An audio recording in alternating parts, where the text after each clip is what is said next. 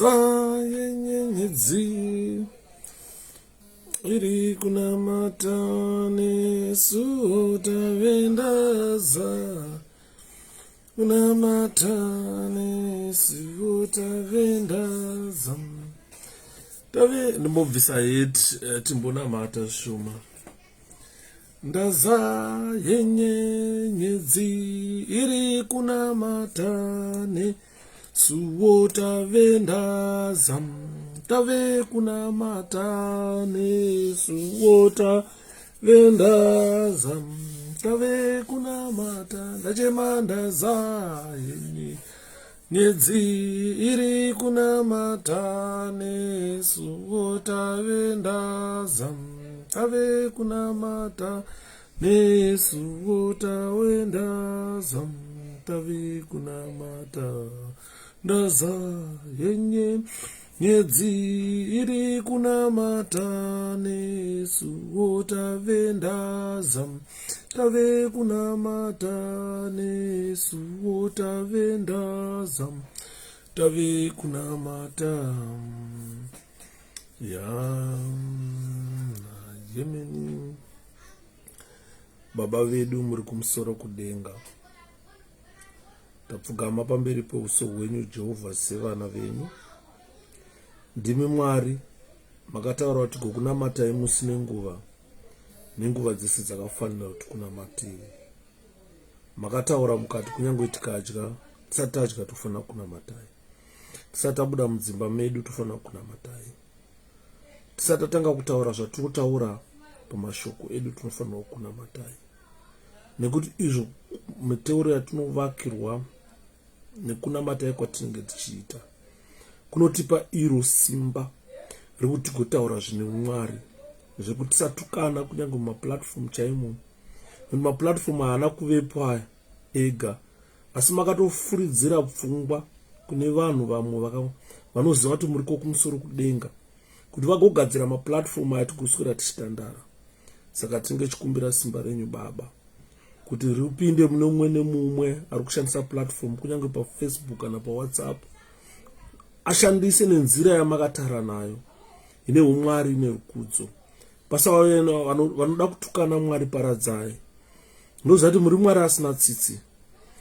Tikaverenga kumagwaro, Baba zvaitaurwa kumagwaro, kunzi kwaive nevanhu vainzi vana Goriati asi vakauya kunoparadzwa nesimba renyu.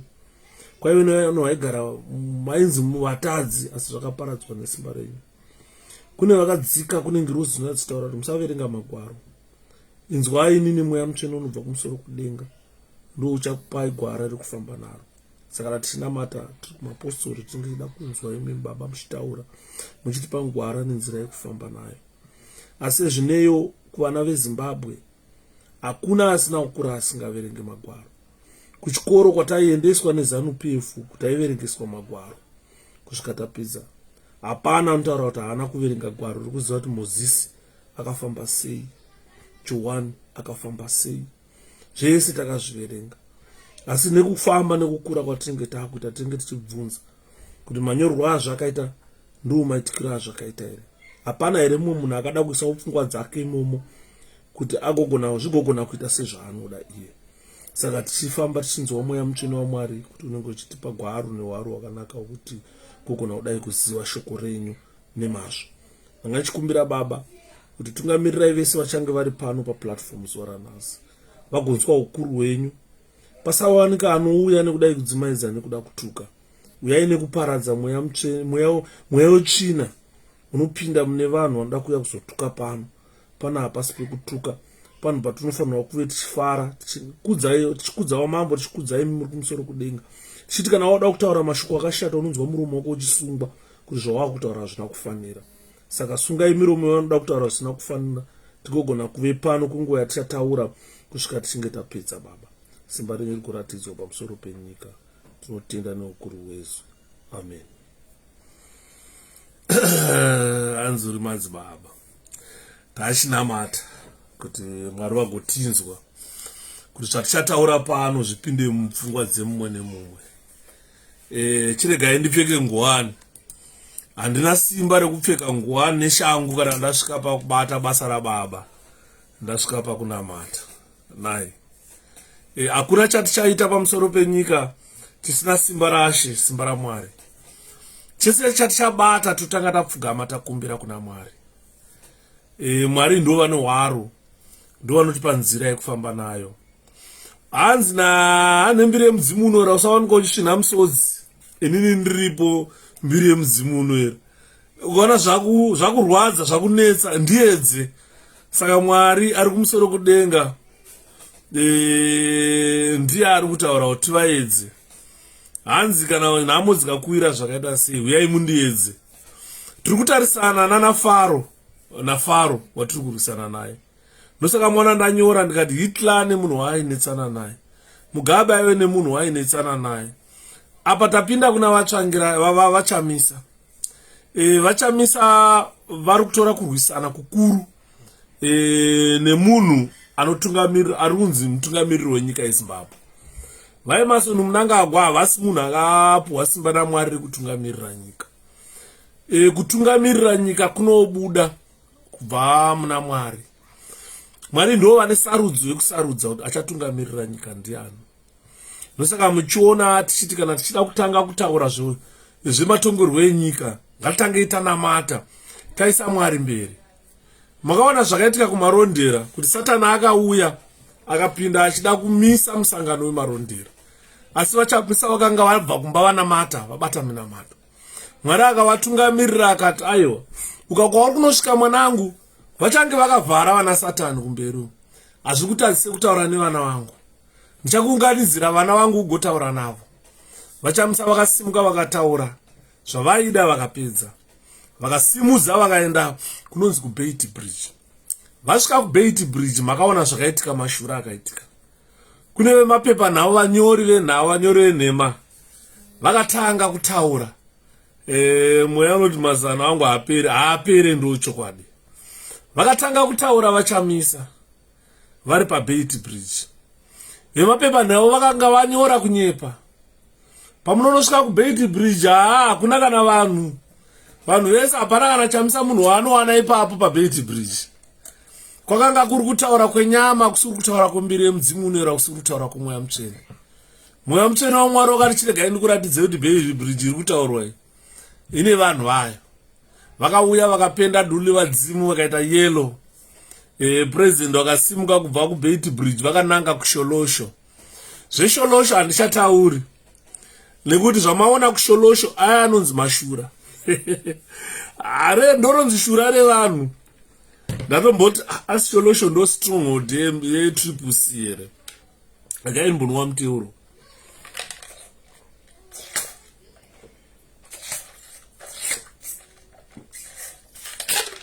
Simba raMwari rinoonekwa. Zvanzi pane simba raMwari hapashayike baba. Unoona nekuungana kunenge kuchita vanhu. Kuti vanhu vari kuungana pano, vari kuungana pane simba raMwari. Kuna avo vanosvika pakuti kuona kwavo kuri limited, musavapa mhosva. Kuna vamwe vasingaoni. Nosaka manzo ndataura kuti when a prayer becomes your habit, miracles become your lifestyle. Clint! Again, mbotsvaga muteuro. Clint!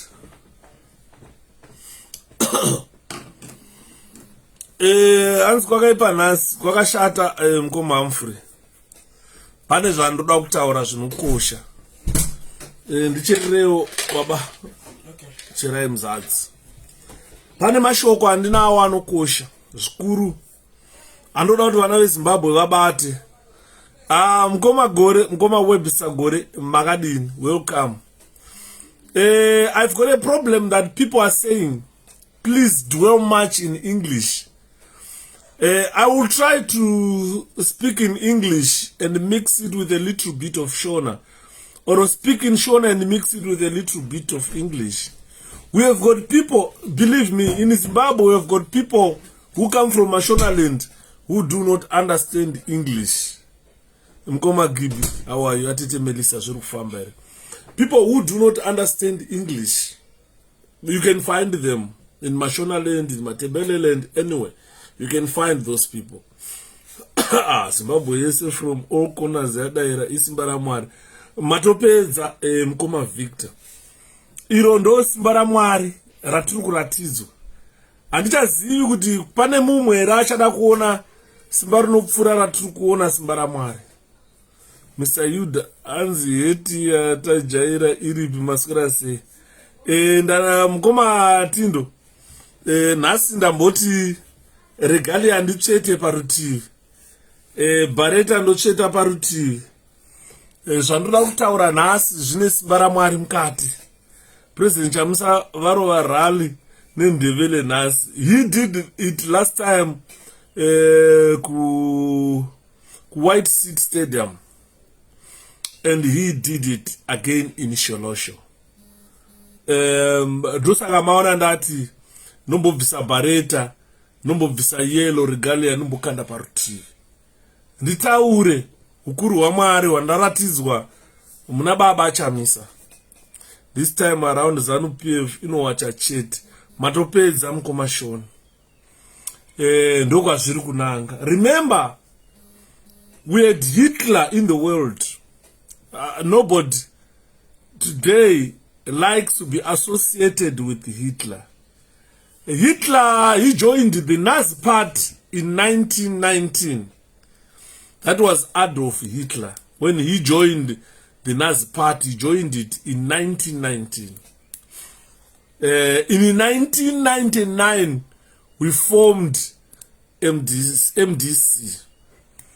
In 1919, Adolf Hitler joined the Nazis, right? And he was influential in defining its beliefs. He also led the what we call the Munich push in 1923. However, from 1924 to 1929, the unpopular party gained little success. Ndoda kuti mubate mashoko andiri kutaura. Mukoma Idamuri say, I smell something about ZANU-PF. They want to play with because they Mukoma Paul, let me assure you. For MDC to do something with the ZANU-PF, ZANU-PF is a political party at a corner. This is why I am trying to talk about the history of Germany, the Nazis. I need to try to you guys to understand Hitler, to understand the Nazis. If you understand the Nazis and that history of Adolf Hitler, it will tell you that 2023 Emerson Mnangagwa and ZANU-PF will go. ZANU-PF at this juncture is fighting for its survival. It cannot, they tried it with the MDC to try and make some disturbances, Madisi Nyongoro. This has dismally failed. That's President Wangwaga Medzama B. Ndebele Agat one day. He's a gem. Thank you, Lois. What about our Mayor General? Yes, he has been found. And went back to police. They arrested him. They've locked him up again. They are just laying charges and charges to Gomba to try and stop him from being influential. God bless him, Koma Yuda. Thank you, Atete Pipi. So what I'm saying is people must understand that from 1919 to 1929, Hitler was leading a certain political party. And he was sort of in that political party. It gained a little, not very much electoral relevance. No success. But later on from 1932 to 1933, Hitler during that time made an impact into politics to the extent that he was appointed a chancellor on the 3rd of January 1933. It's not because he was a good chancellor, but the person I've named here, the chancellor who was there, or the president who was there in Germany, who was Hindenburg. Hindenburg wanted to contain Hitler, wanted to make sure that Hitler is contained and is like controlled, but that did not work. As mkoma this corner notification yenyu mazwano ru unoita futi reach refollow or send a friendship request, and then I accept you quickly get the notification. And I had Chamisa attempting to say 𝗧𝘀𝗃𝗵𝗴𝗶 in Sholosho. I'm not sure.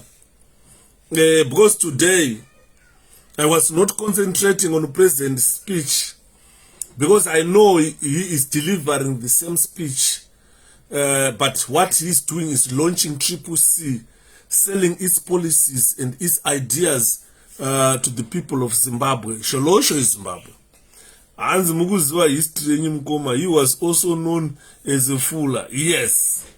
So what this gentleman did is he was Hitler in 1933. He was appointed in January 1933. He was appointed as chancellor. So why President Hindenburg appointed Hitler a chancellor? He wanted to contain Hitler, so that Hitler don't become a nuisance. It was against this backdrop that the events of 1932 and 1933 unfolded. So in 1932, there is a chronological order that led to 1933, which led to Hitler being appointed chancellor. Presidential elections were held in April in 1932. Hitler came second to Hindenburg, who won 53%, and Hitler won 36.8% of the electorate. In May, the chancellor who was there, he resigned, and Hindenburg appointed 𝗧𝘀 von Papen, a conservative, as his replacement. This history is very important. If you look at how the MDC came into being, and how the MDC was led by Morgan Tsvangirai, and eventually the MDC was led by Nelson Chamisa. Nelson Chamisa became a very powerful man in the MDCA. Ndaterera imwe audio yangaitaurwa nawamwe amai vaiti ndakarepwa ne15 men kubhesi rezanu ndikabayiwa nescrewdriver. Because of this, now Chamisa apandukira MDC alliance. Ndo saka maona ndauya nhasi nenhoroondo yekuti musateerera mapenzi akadaro anokuza kuti Chamisa apandukira MDC. Hanzi takamunzwira tsitsi Chamisa tikamupa constituents Jongwe afa. That is not true. That is not true. Pakafa Lenimo Jongwe, he was no longer going to be member of parliament ari muguva. But aipapo musateerera mapenzi ari kufamba namunzura akutaura ndakanorepwa nevarume 15. Izvo zvandipauduye nenhoroondo nehistory yeGermany. Nditaure zvishomanini about Germany ndisandataura about zvatiri kuona kuna President Nelson Chamisa.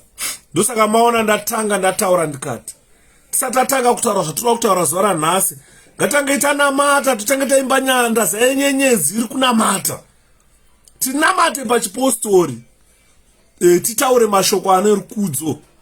Nekuti nhasi ndichabvaruka kutaura mashoko akashata, kuti mamusakambofe makaziva kuti shepherd anogona kutaura mashoko akashata kudaro.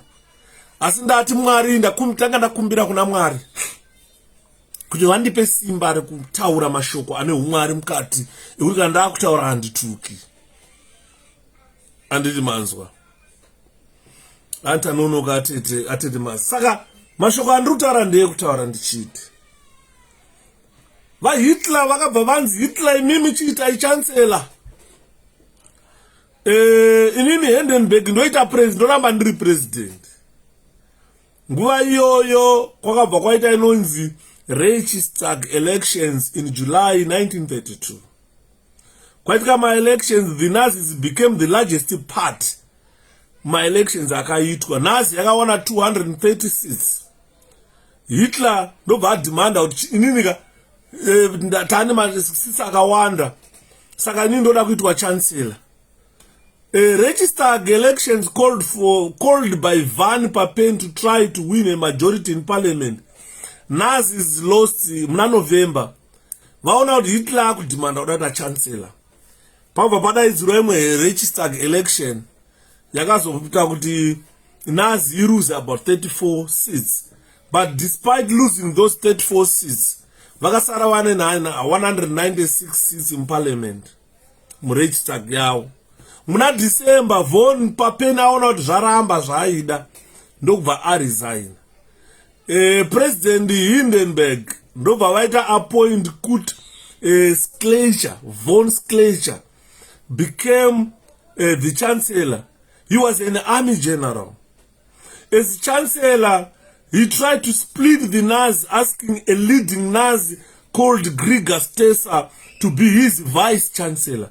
Hitler forced Strasser to decline that, to say, look, I can't do that. So by January 1933, 𝗂𝗵𝗺𝗶 and Hindenburg, they returned to Hitler to appoint him as chancellor with the 𝗂𝗵𝗺𝗶 as vice chancellor. They believed they could control Hitler and get him to do what they wanted. So this is how Hitler became the most powerful man in Germany. This history is so important. This history is so important considering how ZANU-PF is trying to put an influence into the MDC, and now we have seen that they try to make Douglas Monzora the most powerful man. He became relentless. He became like a Hitler, Douglas Monzora. He went to do his 𝗧𝘀𝗃𝗴𝗶𝗶 conference, and he said he got the majority. He's now the president of the MDC, and a lot of things has happened there. So if someone comes to you and tell you that Chamisa apandukira MDC, mutaurire kuti Chamisa haana kupandukira MDC. What Chamisa did is he saw a lot of dramas in the part which were sponsored by ZANU-PF. MDC had it was a political party which was no longer there for a purpose. It was like a feeding trough for those people who had this Hitler instincts in them, who wanted to continue to sell out, and they are willing to kill. They were willing to kill Zimbabweans so that they remain at the top. What Monzora wanted is just power and remain at the top. But the problem with Monzora is the same problem with Hitler. If you look at the oratory of Hitler, he resided in attacking certain individuals. If you listen to President Nelson Chamsa's addresses, he does not say, he does not attack Monzora, but anovarura his policies, what people expect from him, and what Zimbabwe, a new Zimbabwe, would look like. So he is fairly easily identifiable by the people of Zimbabwe. Chamisa is different from other leaders that we have seen emerging in our country. I'm not taking you into history, but I wanted you to see how Hitler rose in Germany to become a strong man in 1933 when he was appointed Chancellor of the Nazi of Germany. So if we don't be very careful, if these shenanigans or the marriage between ZANU-PF and the MDC, ZANU-PF would try to rig these elections on behalf of Monzora, and they are very willing to let Monzora be the president of Zimbabwe. So what we just need to be is very careful. Monzora cannot garner enough support to win the presidency of Zimbabwe. Even one constituency, Monzora cannot win a constituency in Zimbabwe. But ZANU-PF has been trying to mold him. He's like a Hitler being molded in the form of Monzora to try and go and destabilize our political system. In the event that ZANU-PF loses majority, they can happily say, Monzora ndiye akawina, and let him be the president of Zimbabwe. Saka ndopatiriwa kutaura ipapo kuti we should never let the Hitler quality rise from the people. We must stop this madness as what is happening now. Ukatarisa inonzi pachedu, they have done wonders. Those guys have done wonders. Vakafukura zvese zvakavigwa neZeki taakuzviona. Zvese mashenanigans eZeki taakumaona. Saka what we need, ladies and gentlemen, we need to be informed. Hitler massacred the Jews and ED killed in the Ndebelés. They've got similarities. And believe me, if Monzora by chance grabs power, he will kill more Ndebelés. Believe me. The gentleman has bought into ZANU-PF propaganda. He has resided much into ZANU-PF politics. And he is trying to do politics that divide and rule. He will be less than Hitler. He will be more than Hitler or more than Emerson Mnangagwa. So what Zimbabweans must do, Monzora is president of Zimbabwe, knows over our dead body. This is what the spirit that I'm looking into Zimbabweans. Atetefe, that is exactly what I want Zimbabweans to declare. That we will never allow that to happen in our country. That should never happen. That should never happen in our country. This is why President Nelson Chamisa is asking you time and again. Let's make sure 113 people here listening to Shepherd Yuda. You have got 113 times 20 or 50 relatives here, which would amount to about 5,000 or so, to register to vote. Every time you talk to your relatives back home, please tell them they need to register to vote. Sekuru Joachim Zuri say, Mgoma Jose, Zuri kufamba. What I'm saying here is, starting from this March, going onwards, we definitely need to make our relatives register to vote, ladies and gentlemen. I don't know how you are going to do it. I don't know. But what we want is to see people registering to vote. Inini zangu ndakachiteerera president vachitaura vachamisa ndanzwa musodzi yangu kuda kubuda. He was talking in fluent Ndebele. Ndanzwa musodzi yangu kuda kubuda. Ndikati which leader in our country? We had Constantino Chiwenga, who went to Madebele land. He couldn't even greet the Ndebele people by their sangbonani. He couldn't do that. We only heard him saying, God bless Pumula. He couldn't even say Pumula. Zorora. Nabunza Mumulgar Pumula, Zorora. He couldn't say that. Zorora Neshona. Pamoda Zaida Kumbatsira. It's my song of the moment. To register youth. So definitely at the village, yeah. So what we need, Monzora, let's write Monzora off, ladies and gentlemen. Whatever we are doing now is to make sure that Monzora will never be heard. The good part is what he thought would be a star rally, which he was assisted by ZANU-PF to ferry members of MDC from all over the country to try to bring them to Highfield. He couldn't even fill half of the people that came to be addressed by President Nelson Chamisa.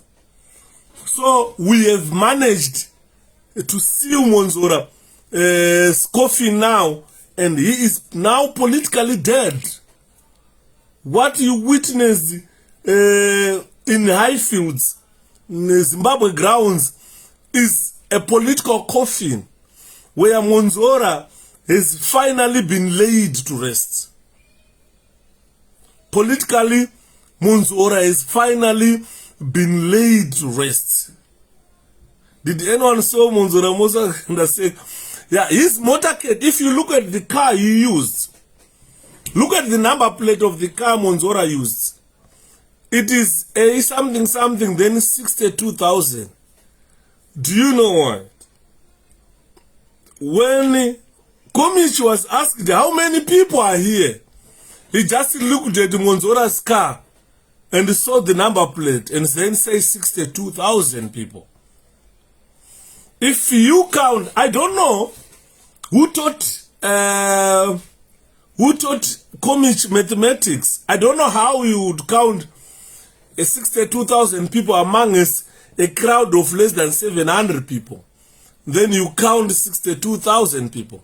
Pamanga achiverenga maziso, oti times 2 maziso emunu, overenga miromo, overenga chizguno, obatanidza zvese. Pamanga pamunhu wananga achiona probably 100 people. I was surprised by Chamisa's speech. It was touching. He is just perfect. So exactly. You know, I am so touched at the video. I am so touched. Guys, those who are close to President Nelson Chamisa, tell him that, hey, Ndara, you have touched the hearts of men. You have touched the hearts of Zimbabwe. You are the president of this country. Andidi manzwa. Varume ndaterera vachitaura. As Moses Gomez said, go and look at Monzora's car. His number plate is 62,000. So Komich just looked at the 62,000 on Monzora's car when he was asked how many people attended this star rally. Then he said 62,000 people. And in the morning, Saka Vamonzora Zatopera. This is why I love you, Zimbabweans. Today, I am one of the happiest people. I deserve to be happy anyway. This is my Waimona first time in history. I had to open this platform today. Nemuna mato which posted. Because the culture that we planted in our CCC is different from the culture that we have witnessed Vamonzora doing. For the war address at his star rally, he was talking about Vanavam Dara Changirai. This is Mona Mandanyora Pan about Kudi Changirai Muga Robert Gabriel Mugabe versus Morgan Changirai. Emerson Munanga Gwa versus Nelson Chamisa. When you talk about the history, historically you talk about Changirai and the Mugabe. But when you look into current issues, the two are in their graves. Ndara Changirai buried in Buera, Mugabe buried in Zimba. None of the two is buried at Heroes Acre. So when we talk about the two, Changirai and the Changirai and the Mugabe, we talk of two graves occupied by two dead statesmen, Mugabe in Zimba, Changirai in Buera. But when we talk of elections, and when we want to talk of winning an election resoundingly, we talk of President Nelson Chamisa beating Emmerson Mnangagwa. These are the current issues which we must dwell on. So these two are alive. Bachamisa is talking to you, is talking to me, is talking to everybody. Mnangagwa today is in Dubai talking to Dubais. He doesn't care about talking to Zimbabweans. So if we are talking about winning an election, we talk about Chamisa, we don't talk about Tsvangirai. I was so shocked to listen the whole of Monzora's address. He was talking about Morgan Tsvangirai's children, Morgan Tsvangirai this and that. He even went on to sing, Tsvangirai, ndoita wekudini ko, ndoita wekubere.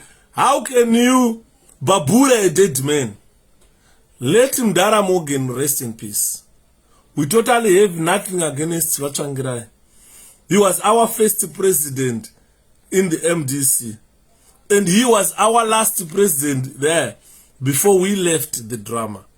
We were so tired about dramas. We were so naked about dramas.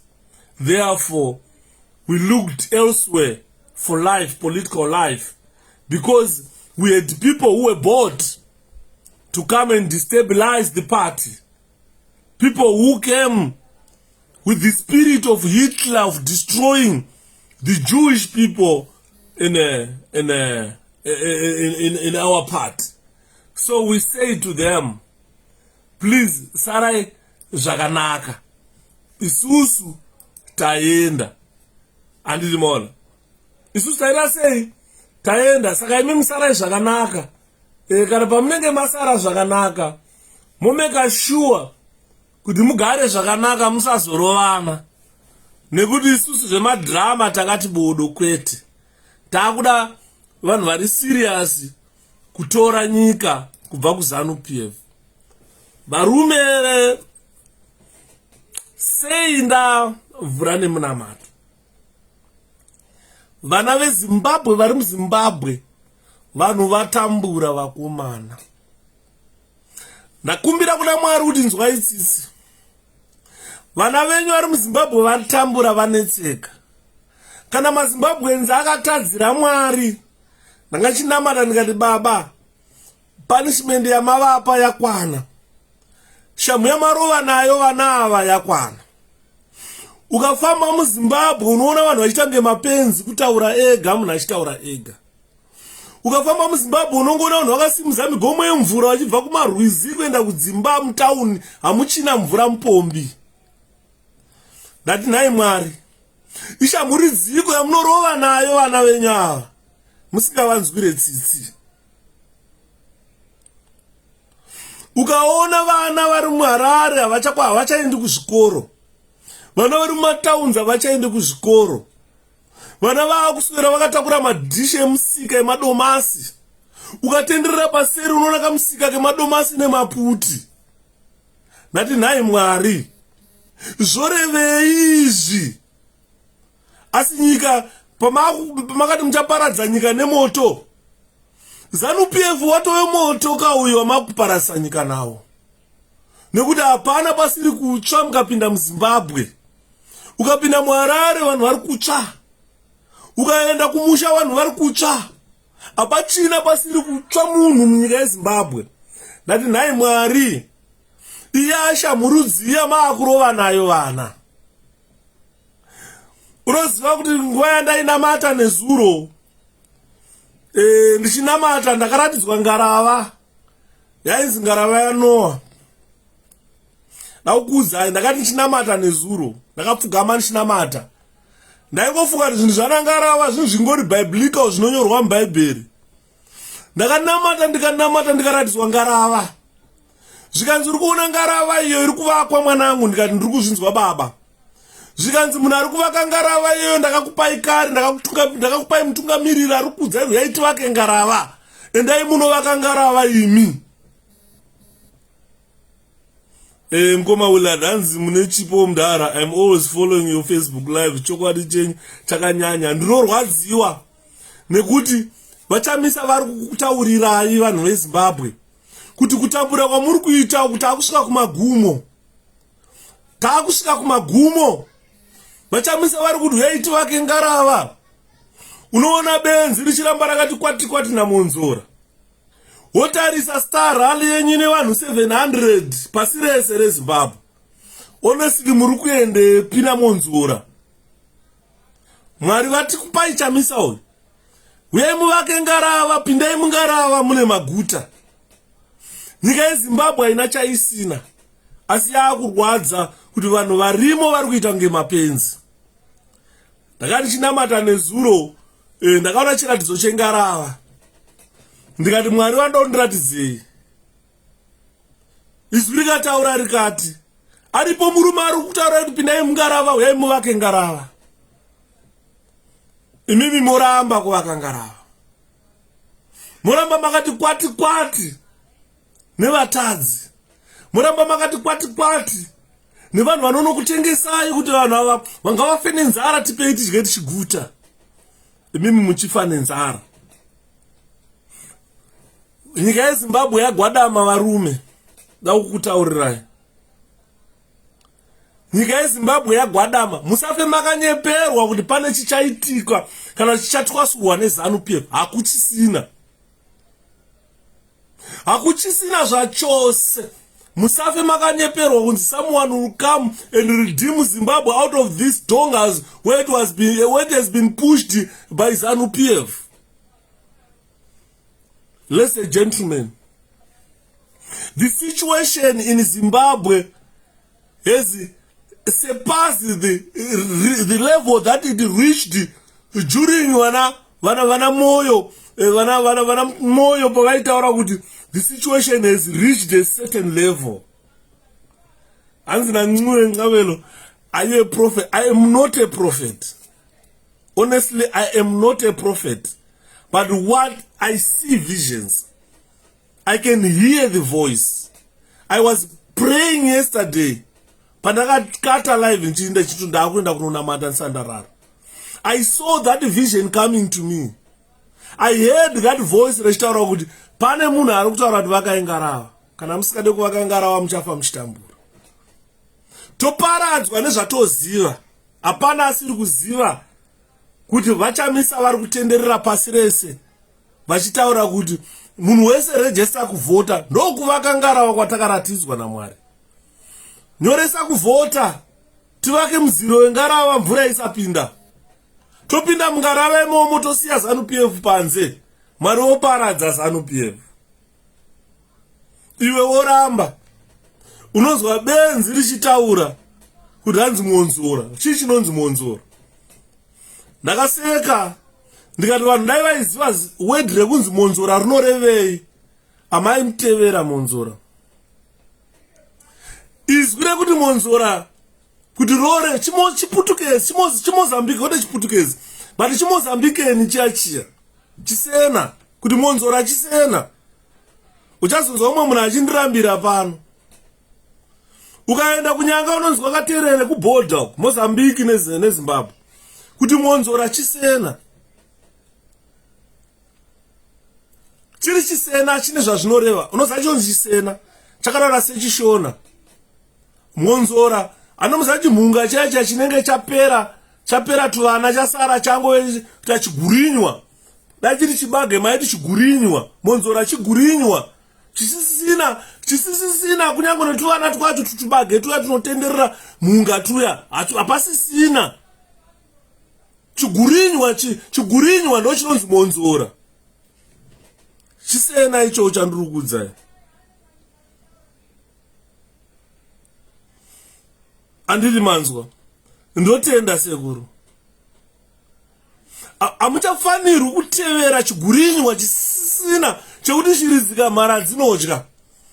Monzora chinenge chadyiwa neshiri chapera chisisina. Ukazunza hapana chinobuda.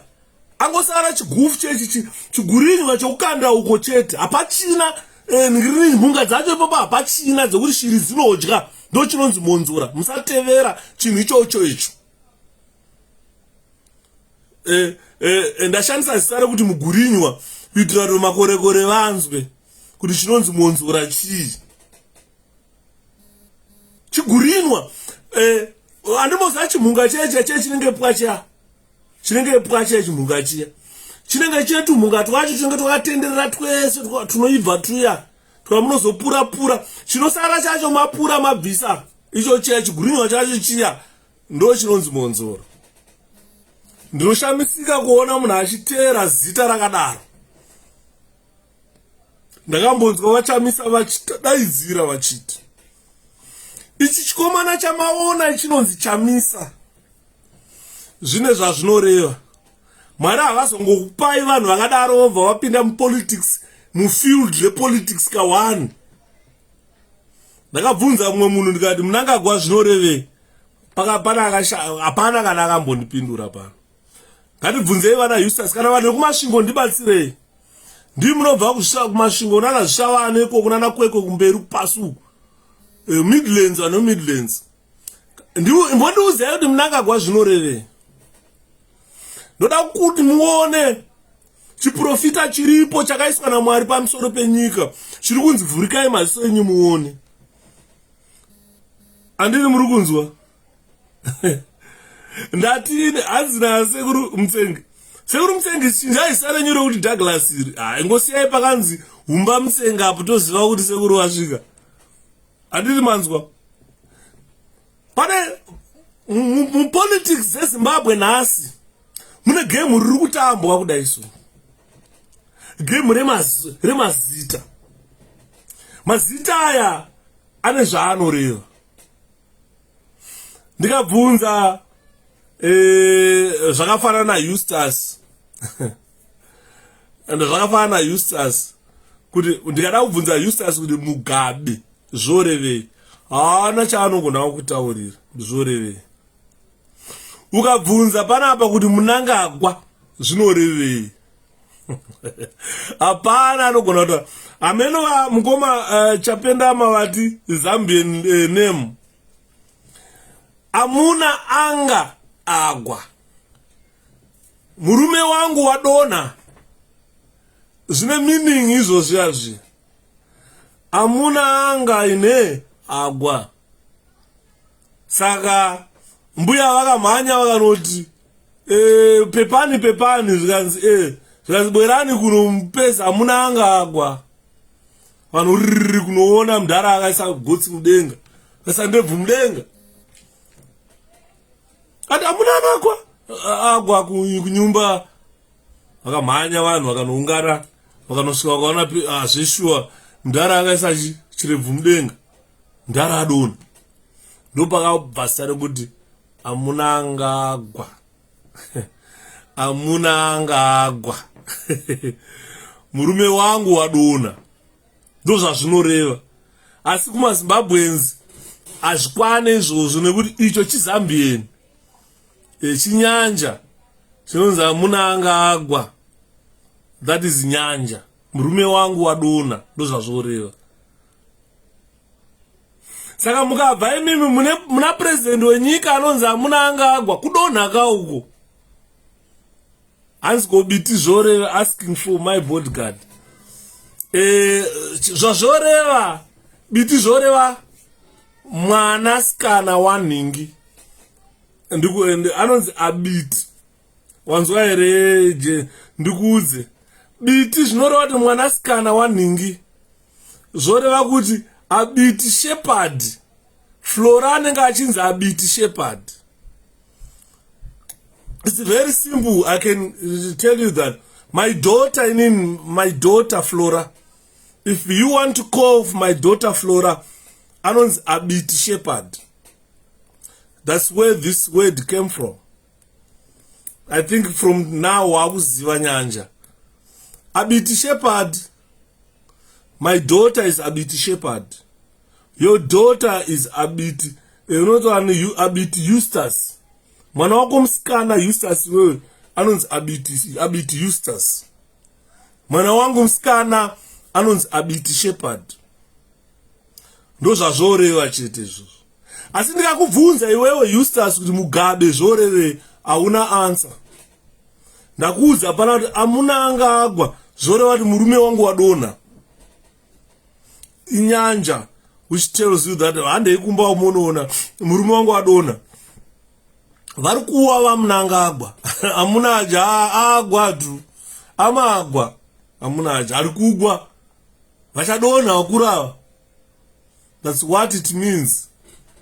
Amuna akugwa amai amatamanga kauzanzawo kuti kuno amuna anga ine agwa murume wangu inini adonha. Biti zvoreva mwanasikana wako iwe kana une mwanasikana wako iwe Eustace anonzi Abiti Eustace. Mwanasikana wa Yuda wa Shepherd anonzi Abiti Shepherd. Ndo upachinzwa. Saka unoona kuya kwakaita vanhu vechimalawi vachibva vachitsvaga mabasa vachizogara muZimbabwe kana kuti during federation vanhu vaingopindana ka. Ukaenda kuZambia kunoona kuna sekuru vangu kuZambia vana makumbirofa vanonzi vana makumbirofa vari kuZambia masekuru vangu aya vanobva kuurungu. Kana uri kuurungu vanokaita tobva kuZambia ndokuti vamwe vacho vari kuZambia vamwe vacho vari kuurungu. Andoona vanhu avaka during federation kwakusina passport Eustace yekuti waifanira kunogara kuZimbabwe paunodira kwakusina. Waingogara panyika nyika yaunongofila kunzwa uri kwaunogara ukada kugara kuMalawi ukaenda kuMalawi kwakazara mashona vana chihuri vakazara kuenda kuMalawi vana chihuri vazere paitamba vana Kennedy chihuri bhora vainzi mabwidi ndekuMalawi vanozara chihuri ichi chekuvharisa dhoo chachi ndochinonzi chihuri.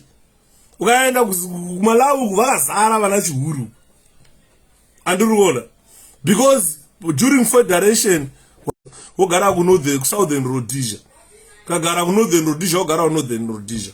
Saka sare kuti ditiri zvoreva mwanasikana wako iwewe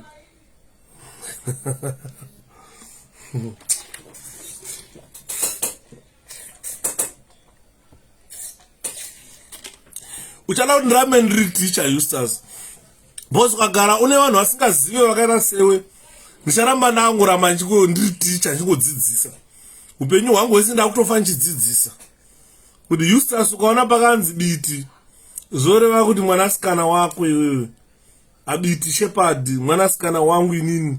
Ukamona anonzi awati ndaBiti Shepherd vanhu vanoziva kuti alright mwanasikana waShepherd uyu amuna anga agwa murume wangu wadonha.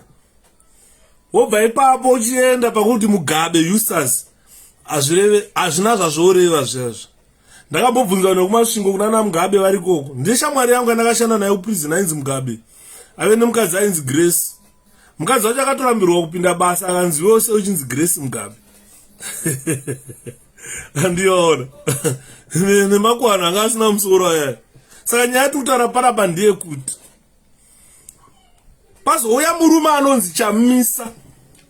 Zita iroro it's not just a name rekuti munongotamba naro. Hanzi through my family migrated during federation period. They are in 𝗂𝗵𝗶𝗶 in Zambia doing farming. Yes, during federation wangonogara kwaunoda. Saka zita rekuti Chamisa razouya iri Mwari havana kuriunza kungoje. This name is in political arena for a purpose. Chirume chamuri kuona chiri kutenderera ukachitarisa chichitenderera Chamisa unonga uri kuona chanana. ZANU-PF ikamira ikamutarisa so inenge ichiona chanana. Vana veZimbabwe vakamutarisa so vanenge vachiona dhara rine ndebvu rine wapepe hwendebvu wakachena kuti waka une pfungwa dzakakura kuti pop. Kuti kana achitaura anotaura zvinomisa nyika yese. ZANU-PF yamiswa can no longer function as ZANU-PF. Chamisa has stopped ZANU-PF. Ndosaka munhu atiri kutaura kuti hamuna haja akugwa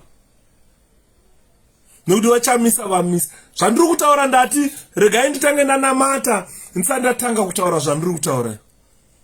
Chiprofita chakazara asi handisi muprofita. Kuenda akugwa chimwene ndiulendo kupita. Ari kupita chimwene ndiulendo tu. Ari kugwa. Ari kugwiswa ndi aChamisa. Achamisa anabwera kuimisa zonse. Zonse zimayima tu. Kubwera Achamisa anaimisa zonse. Zonse zibwe zima kuti ndi. palibe chimene chipita up. And it's prophetic. The name is just prophetic. And right. Saka ndakuya pa zvekutaurwa naatete Valerie. Chamisa is a very good speaker. Haikona idi.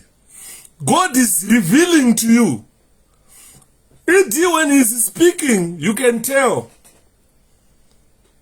that he doesn't have any leadership qualities. He can't even talk. Worse still, the person who deputized him. This is why God gave us Chamisa. To say, look, God is exposing these people. Whilst I know you guys, you didn't know that the motive behind letting ED speak, boo, boo, boo, boo, buruayo, whatever these guys are saying, it's a God's way or a method of exposing them to you. To say, these people are useless. Nkoma Brian, really say, ate the flow, masquera say. And in the morning, it's God's plan, guys. God wants you to see. It's his plan. So if you don't see God's plan here, if you don't see God's hand here, then Pugama unamat. Pugama unamate mwari wako Pugama una. Ona ndo igara sehinyika ine zanu inobaya Pugama una mate mwari wako Pugama una mate Pugama una. Ona ndo igara sehinyika ine zanu inobaya Pugama una mate mwari wako Pugama una mate Pugama una. Isuto igara senyika ine zanu inobaya Pugama una mate Pugama una. Pugama una mate mwari vari kukuratizai. God has given you these three leaders in your life minus Monzora. God has given you Chiwenga, has given you Mnangagwa, has given you Chamisa. God wants you to open your eyes and see and compare. Then choose your leader wisely. You guys have been given opportunity by God now. They were saying, people were saying, varume kune murume anonzi Mnangagwa haite. Auya akaita president nyika inonaka. Vamwe vakati vakuru vanonzi Chiwenga mauto agere zvakanaka. Mwari vakakuteererai muchitaura. Vakati, let me expose these people so that these people can make a choice. There is Mnangagwa there. There is Chamisa there. There is Chiwenga there. Now they have been exposed to you. Because they were basking behind Mugabe's glory, Mugabe's success. Now they are on their own. Right. Vanhu vaita amadhara akaipa nyika ikatongora nhingi ichadai so. Here are they. God exposing them. Ukaona mukuru akumira achingoti boo boo boo boo. Buruwayo. God bless Buruwayo. Mwari vakatombomira vachibvunza kuti vakuru ava vari kutaura inini ndi bless Buruwayo. Can I bless Buruwayo? God cannot bless Buruwayo. Saka mwari vaingonzwa painzi God pekuzoti bless Buruwayo vakabva vatadza kuziva kuti chii chiri kutaurwa nezvacho panapo. Chii chinonzi bless Buruwayo pano. Andiri maona bless Pumura. Mwari vakati hakuna nzvimbo inonzi Pumura kubulawayo, hakuna. Saka mwari kana vada kublessa Pumula, how is he going to bless Pumula when there is no place known as Pumura? And God doesn't know what bless is. Bless was bless chirungu. Katikati bless takutara ma bracelets rekanoti ameno. Saka you confuse God. Chiwenga is just there to confuse God. This is why God said, go Chiwenga and speak the way you speak so that people hear. Vai kubig out hadara rite, vanobva vaona kuti you are nothing. And he is so exposed. And ZANU-PF haizorori kumuexpose. Vanomutuma. Haikona kuti vanomutuma kuti vanomuda. Vanomutuma kuenda kunoti mudhara enda unonyadziswa. Hanzi Apostle T na Yuda makapenga. Kuda kukuratidzai vanhu kuti vanhu muone chokwadi. Mugabe akasiya ataura akati inini chiregai ndingofirapo nokuti hapana wandosiyira nyika. Munhu anouya kuti Brace Buluwayo, Mwari anobva akonfyuzika kuti Brace Buluwayo yacho chii chikutaurwa nezvacho. But chamusaka akati God bless Bulawayo. Mwari vanobva vanzwa kuti bless vari kuchemera makomborero vanhu vekupumula. Mwari anobva adira makomborero mupumula. Asi ukazi Brace Buluwayo, Mwari vanobva vapeta maoko votarisa kuti panguva achauya kuZANU, achabva kuZANU kuzotaura zvakanaka kuti Mwari vanoda kuti ndiite sei saMwari. Muri kunzwa nyaya yatiri kutaura panapa. Izvi zvandiri kutaura izvi, ladies and gentlemen, these are planned speeches which are written Nana George Charamba, who write all these speeches, but they don't put what we call forethought on the subject that Chiwenga is going to address to the people. As a speaker, Chiwenga must think of how best to address the audience, how to obtain and sustain the audience interests, and to ensure that they are understanding, the audience understand the meaning of the speech. Chiwenga can wabo and wabo. Anogona kumuka kuseni Chiwenga achitaura Constantino kusvika ridoke achitaura, hapana kana chimwe chete chamunonzwa kuti Chiwenga anga achida kuti chii. If you take that video ya Chiwenga, give it to your British friends and ask them, what is this person saying? God bless Pumura. God bless Buluwayo. Hakuna Buluwayo kuno. Hakuna Buluwayo. Hakuna Buluwayo. Ukazwa this one, as doctor is a rebara. Unobva watadza kuzwa rebara chii. Andidi maona. So, George Charamba sometimes is one to blame. They write speeches for these madaras. And these madaras are not good speakers. They don't think how best to address the audience. These madaras do not know how to obtain and sustain people's interests. They are just people who stand in front of you and start ngovomoka ngotaura kuvumuka. You understand? They don't know that when you stand in front of the people, be an orator. You have to lay bare your arguments. You have to lay bare your evidence that support any speech that you give to the people.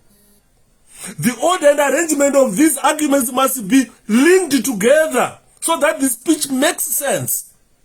If you listen to Mnangagwa's address from the way to go to the end of his speech, does not make any sense at all. It doesn't flow, and the people do not understand. Hearers cannot follow what Chiwenga wants to say.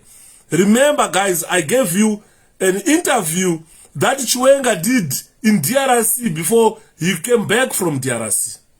I even sent that interview to Eustace. And he said, Eustace, can you tell us what your boss was trying to say here? And Gaguzai responded, Eustace Munoseka, I don't want to expose my young brother. Eustace is my young brother. So he's Kayemba from Malawi. I don't want to expose him a lot. I gave him the video. I said, please tell me what you have understood. And Eustace cannot follow the Chiwenga's argument. Andini Murugunzo. He cannot follow Chiwenga's argument. So, do patinos of Vunza, what is the usefulness of Chiwenga when it comes to communication. And remember, guys, these are the people who claim to be a president and a vice president. These are the people who are making decisions on your behalf. They fly in rented jets, flying all over the world, they are made to read agreements and sign. And these people do not understand even what they say. They don't listen to themselves when speaking. How about reading something that has been written to sign? And these are people who are making decisions about your future, about your children's future. The mediocrity that we witnessed since 2017 up to now. Guys, we are not serious with Zimbabwe. We are not serious about Zimbabwe. They fly back to you, tell you that we have signed the mega deals. Imagine someone who's saying a doctor is a rebel. He flies to China, sign a mega deal, come back and say, I've signed a mega deal. You ask him, they don't even give you details of whatever they have signed there. I feel shame. Definitely my ace. I think those people who marched to say Mugabe must go, by now they are blaming themselves. This is why we see a lot of people committing suicide. That was suicidal. I want you to listen to Nelson Chamisa speaking.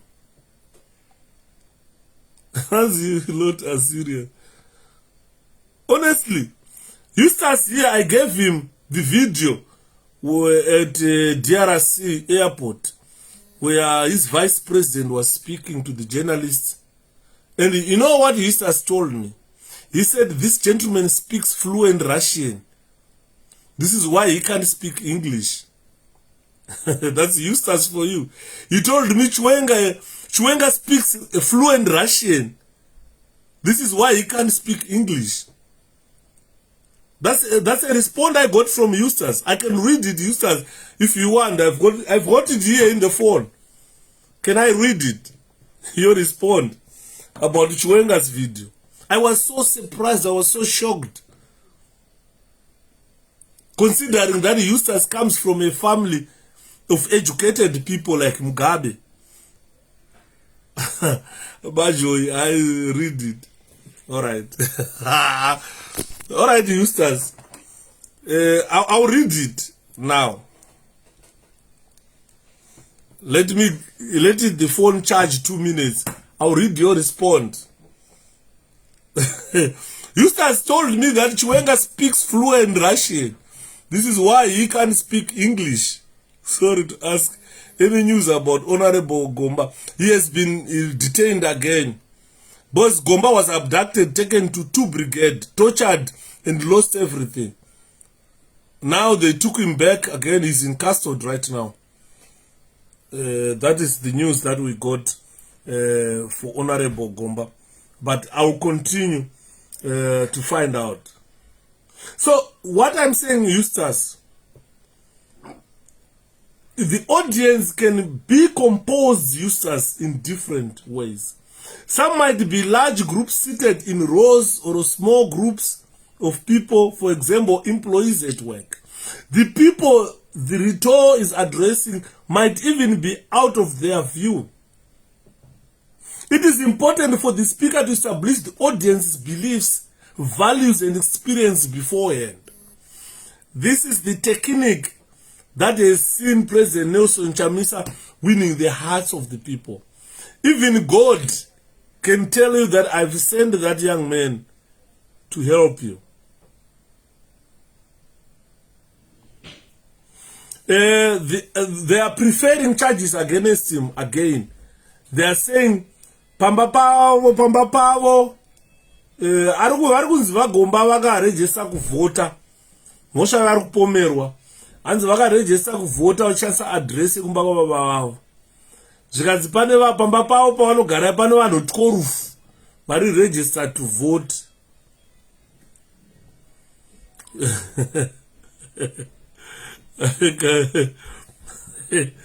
Eustace, as he was talking about Congolese election, which he was invited to help. Eustace, I'm going to read what he wrote. He said he speaks fluent Russian, so cannot speak English. This is what my brother Eustace said. I'll update that later, man. Gerara. Anzi murimu. Kevi, uruterera ere muningina. Panono mbofona. Brother Ndriko zangu. Atete bela japi this led varuwa atitongo. Ndruachaga respond ya Eustace. Kuti mundu udzewo kuti Kayemba. Honestly mpana Kayemba. Ino respond yako ka Eustace. Iyo wakataura kuti anzi he speaks fluent Russian. And Eustace, he was talking about Congolese election, which he was invited to help hand over of power from Kabila Jr. He did a fantastic job. Kabila was now refusing to concede defeat. He was speaking to French Congolese who don't speak or understand English.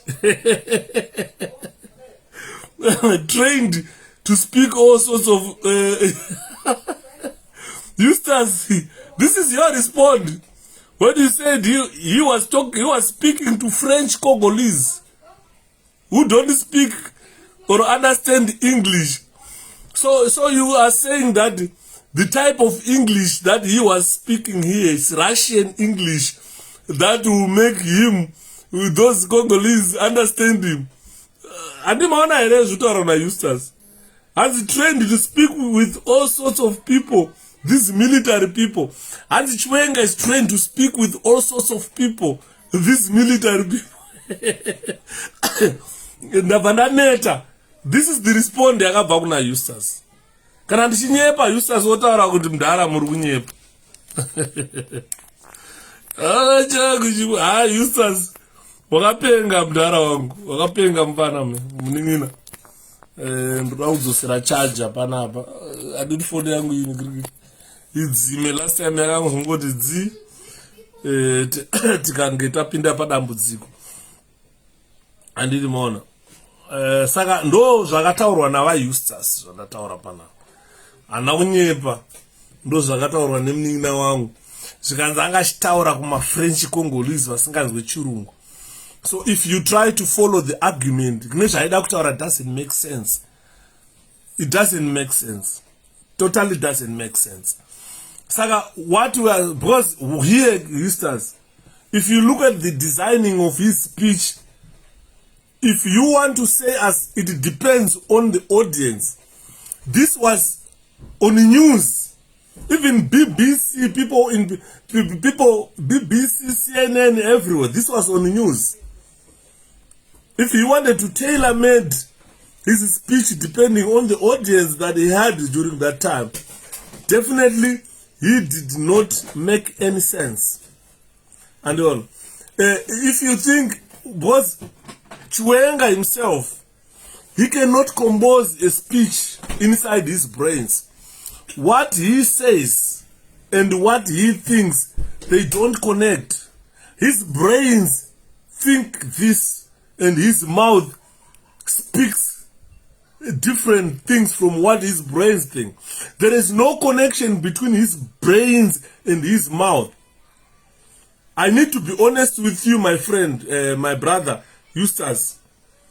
This criticism we are giving Chwenga is the same criticism that God exposed him. God wanted us to expose him. Or God exposed him for us to analyze him. We are now ukabvunza mdara owe ni mtombeni. Mdara wangu aripana mkomo wangu. Anokutaurira kuti Chwenga in his life haana musi wakambobva ataura zvine musoro. Zvekuti muromo wake zvaanotaura nepfungwa dzake zvinenge zviri connected. Hazvisi connected. Muromo wake unenge uchitaura pfungwa dzake Zichitaura different things. Andidi maona. So God exposed Chwenga. God exposed Mnangagwa. And they gave you a leader. This is why you see Chamisa popped up. Shongri zega madara. Apana zvinozikanwa pa.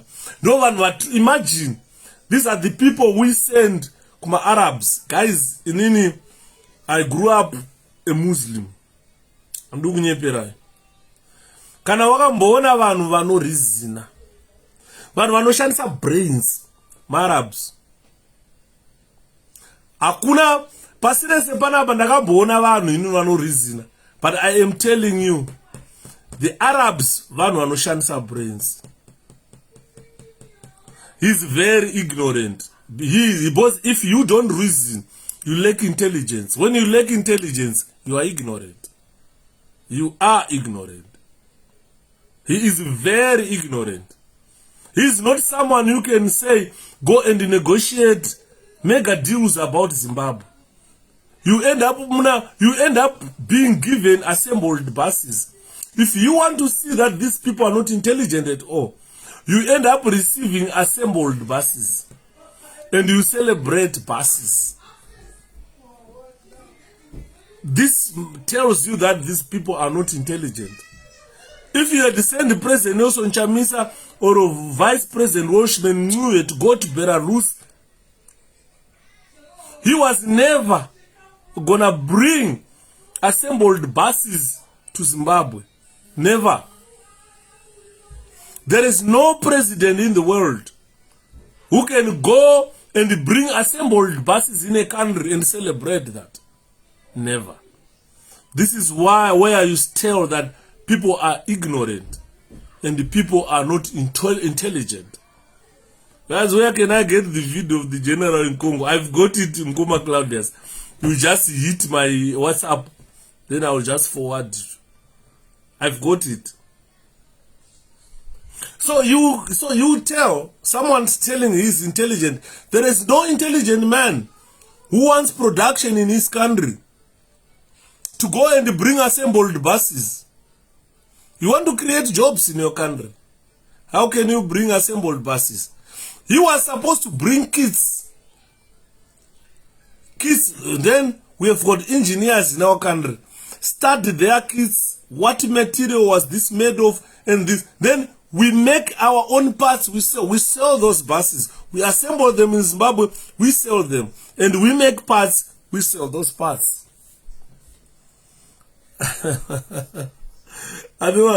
So, someone was saying here that the quality of speech is motivated by the audience, shaped by human motives, adapted to an audience. So, in other words, the goal is to win the audience.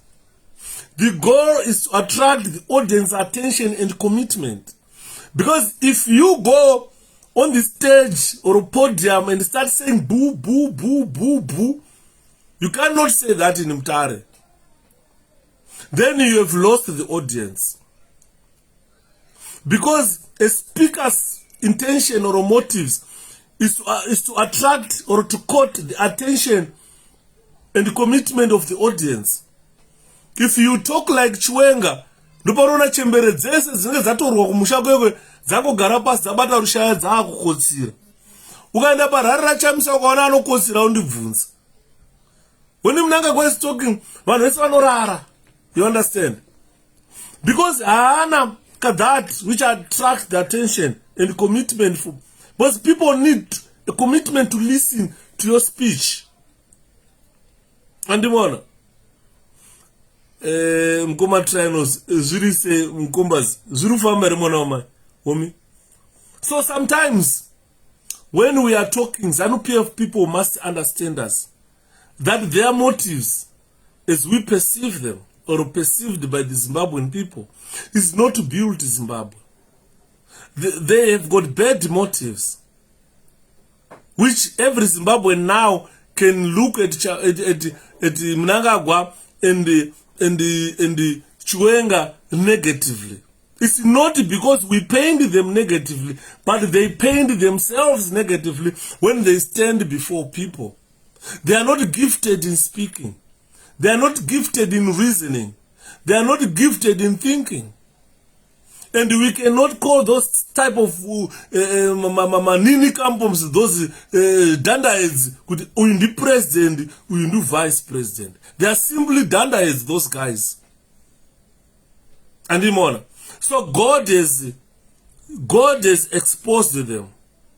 The 5 years that they got at the helm, zvabva zvadzima zvamaifunga kudhara kuti mudhara aita mudhara ari mberi Chwenga general vari mberi zvese now Mwari vakakupai general vakakupai mudhara achauya akabva auya tamirira kuona zvaimbwa nana president mudhara achauya mudhara wacho shumba inoruma haina kana mazino apa kuri kuya shumba ine mavende andimona tamira kuona kuti shumba inoruma iri kuruma papi 5 years da hapana payaruma shumba andimona saka taakuda vachamisa. It is therefore important, ladies and gentlemen, for critics to be aware that the motives can be elusive, evidently hidden or admitted. Now we are waiting for President Nelson Chamisa. This is why you see the whole country has responded. 5 years zapera tichitu mudhara achauya. Mudhara akauya. Akanzi mudhara ishumba inoruma. 5 years zapera. Payaruma hapana pataona payaruma baba. Hapana pataona payaruma. Iri kutoruma iyo shumba yacho. Saka we cannot bask on history. We cannot continue to remain with such people as leaders. This means that God's work has been seen. We have witnessed it. What God wanted us to see, we have seen it. And the people of Zimbabwe have responded to it. Now everybody in our country needs change. Everybody in our country needs change. That's the response the people have crafted. The circumstances that we have seen since 2017 up to now have put people into the traveling gear. Kana uri pa biza unorinacha kuti uchiruza ati kenta biza rotakati uchienda tasvika pekuti taakuti kenta Chamisa taakuda kunopinda. Kana pakapana ane madoubts kuti Chamisa will win 2023 madoubts ako chimapedza nhasi because iye haisi plan yemunhu iplan yaMwari. Ndosaka maona nhasi pandauya ndatakakuimbirai ndazai nyenyedzi ndikanamata kuti Mwari zvamakandiratidza ndo zvandava kutaura nhasi. Handisi kuda kutaura zvandisina kuratidzwa naMwari kana kunyepera munhu. Kuti ndakaona aki yaNoa yainzi aki yaNoa iya Mwari vakandiratidza. Pane murume ari kufamba pamusoro penyika kutaura pindai mungarava uyai tivake ngarava. Imi muri kuramba kuvaka ngarava, muri kuramba freedom. Mwari vari kudaidzirai kuti uyai muvake ngarava. Come and build your freedom. Those are not our Mkoma Gladius. Ndikati honestly, if you look at the president's office ya president, Vamugabe ndara yataimtuka uyo. Ndasikade umuona mudhara, ndasikade mbomfarire kana mudhara uyo. Kubva achitanga na president wenyika yeZimbabwe handinabva ndambomfarira kusvika afe. Handapa ndakambomfarira mudhara uyo. Asi ndaita reflect zvinhu zvaaita ndichitarisa mavideos ake, matauriro aiita musi unoyu. Ndaida kuona kachiHitler kake bhozi aioneka ukatarisa inini. Ndofunga mukanditarisa ndakamira pana. Problem yekuti handina ndebvu panapa chete. But this depth yamunoona apa. Iye papa. This is enough to tell you that I'm from Malawi. Barasa madhara echimarawo vazhinji ndo maitura avakaita ikaka kanhu ikaka. Saka biti aibva ati mudhara wekakakakaka andimona atendesisiri muri sei. Saka you find I was looking at what President Nelson Mugabe was doing or was saying, or his videos, revisit Mugabe's videos. Mumbo material ashtaura. Ndo mukamunopika certain things kuti mudhara yanga asiri right. Asiri right kudhara mudhara yayo. Akaseta bar office ya president too high. Because pakatanga kuita Batman, taina Batman ari president ka. Kana that Batman mori wazvazvoreva. Who was a president? Batman was the second president, I think, of Zimbabwe. The first president of Zimbabwe, I can't remember what I said, but Chamchag. Second president of Zimbabwe, I got Batman. So Dindo Banana. Third president of Zimbabwe, I got Robert Mugabe. Then fourth president of Zimbabwe, the Mnangagwa. Hello, dear.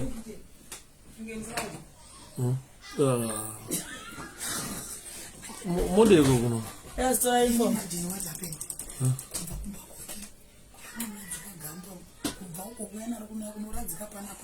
Uneshua na. Ndese? Ayo atidi masoja. Atudaro. Ya vano vambokuona. Uya vano vambokuona. Kuchomba mutare uskarare. Kuenda kuhiroze. Uneshua? Kukana ndada kuvhizitira vaMugabe kuhiroze. Aya Mugabe ari kwaZimbabwe. Zvanzi mutumbi wavo bviswe uiswe. Ndada kunotsvaga Mugabe kuhiroze. Ndafunga kuti zvakabviswa kare. Where's Sky? Andura tari kupi? Azotora phone yako. Munobirwa imi. Mandinzwa nchipinda hamuna. Aiwa ndiri pa live akwa. Ndine pasirese, ndutara nepasirese nhasi. Ndisandapinda pa live nhasi ndatanga kuimba ndaza yenyenyedzi. Okay. Takuvhura munamato kuti nyika takutora. Okay. Pasirese man. Ndotanga taura naMwari first. Ndochitaurira nyika. Kuti ndaishataura ndikati imbotarisai vatungamiriri varipo. Muna amunangagwa chinyanja kaicho amunanga inaya agwa andiri mai pazoitawo mufana wangu Eustace, mufana amendi mubranda yakaitawo sei mufana Eustace.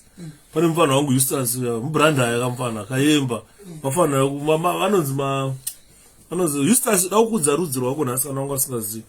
Anonzi ayo kwete kamwemba kayemba anonzi ekunorth Malawi uko vana kayemba ndo ekunorth Malawi uko vanoda zvekudzidza stereki ameno kuti iro rakadzidza rezifanire andiona. Saka ndachimbudza Eustace ndati kwana pakanzi biti zvorawo mwanasikana wangu inini abiti Flora. Ndisana aiti ambokuona Eustace kuti ava ndo abiti Flora. Aiwa aisoke harigare hanzi novhura nenziyo yedhihora. Adhihora ndo yatozovharisa. Hanzi Glaze kani aizai Glaze kani Glaze wako musoro wakada kunge bhinya hangabude palive. Plus ndikaramaisa mukadzi wangu pana ndakazoona mumwe munhu aakusenda mameseji kumukadzi wangu kuinbox. Ndakashandisa foni yemukadzi wangu for calls paper. Ndakazoona mukadzi aakunyengwa kuinbox. Aiwa watanga wanyengwa. Ndozotanga kunzi. Saka ndakabva watanga kuda kudherera mukadzi wangu. Ndakabva ndati guys inini ingotaura pauri ndikwire ndege. Andiri maona. Saka guys bye bye. See you. Iri bo.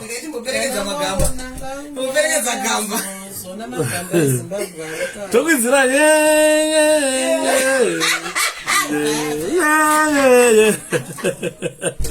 sorry guys, abiti Shepherd ndo vanga vauya. Vanga vachizwa achitaura abiti Shepherd. Saka nyaya tachitaura Eustace Mnin'ina ndeyekuti Mwari ndo vanopa masimba atiri kutaura nezvavo. Iwewe, you cannot force people to be their president, like what we witnessed. So what you need to be is like, always I emulated to speak like President Chamisa, but unfortunately I cannot match his talent because Marwanotipa Matarenda akasiyana siyana. Chamisa is someone who is loved by God, and when he is speaking about any topic, the audience who listen to Chamisa, he is so influential. People can easily accept Chamisa as compared to Mdara Mnangagwa or Chwenga when they are speaking. If you look at President Chamisa's addresses, listen to them. Listen to Mugabe's addresses. Listen to other leaders' addresses, especially Obama. I urge you guys to always listen to Obama when he's speaking. Then you can conclude that Chamisa is in the mold of Obama. Is probably at a higher bar than Robert Gabriel Mugabe. Chamisa makes listeners or audience wants to listen to him. If you look at whatever he says, his speeches are appealing, well arranged, and his arguments make sense. He exactly talk about our country, what we want. He doesn't talk about that does not bring food on the table. Mwana wa Changirai is not Changirai. Mwana wa Changirai can fail to be a politician like his father. So the charismatic that our president hold, he advertises himself. He's likable. He's likable. People, they want to express their opinions on him. And if you listen to people expressing their opinions, definitely they will touch his skills, his charismatic, his speeches. It's like you are listening to very sweet music. You would listen to President Chamisa the whole day. You understand? Whilst he's presenting or he's talking to you, the gentleman is just attractive. These are the qualities that probably God gave him to be a leader. Because he can persuade you to say, look, this is a stone. Boil it, put salt. Don't put mafuta ondoseva domboka rizga ukaguta. And ukazviteedzera zvaanokutaurira unorizga domboka ukasadza rotopera uchiseva dombo unotoguta naChamisa. Saka what I'm saying is someone has a strong will to persuade people. This is why you see even the CCC, when they were looking for a log to put on a ballot paper, they said, why can't we put his face? Ukatora face yake ukaisa apa yenyadzisi. Pane vamwe vane face, pane mudhara mwane tsinga anchada kutaura nhasi ndatanga nekunamata. Ngatisiyai nyaya dzetsinga idzi. Tingazotaura zvisizvo. Ndatanga nekunamata ndati hatisoda kutaura mashoko anogodora vamwe vanhu kana mashoko ekutuka nekuti presentation yanhasi ine ndasa yenyu yavhurwa nendasa yenyenyedzi. Andimona. So let's rely on logic and reason. Andimona. Singa yatata kutaura iyi gaitiimire.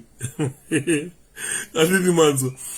So the logic and reason behind every speech that President Chamisa gives to the people is so reliable. You will enjoy the gentleman when he's speaking. His source of information is so credible. He's a respected leader, a bearer of our torch when it comes to opposition politics.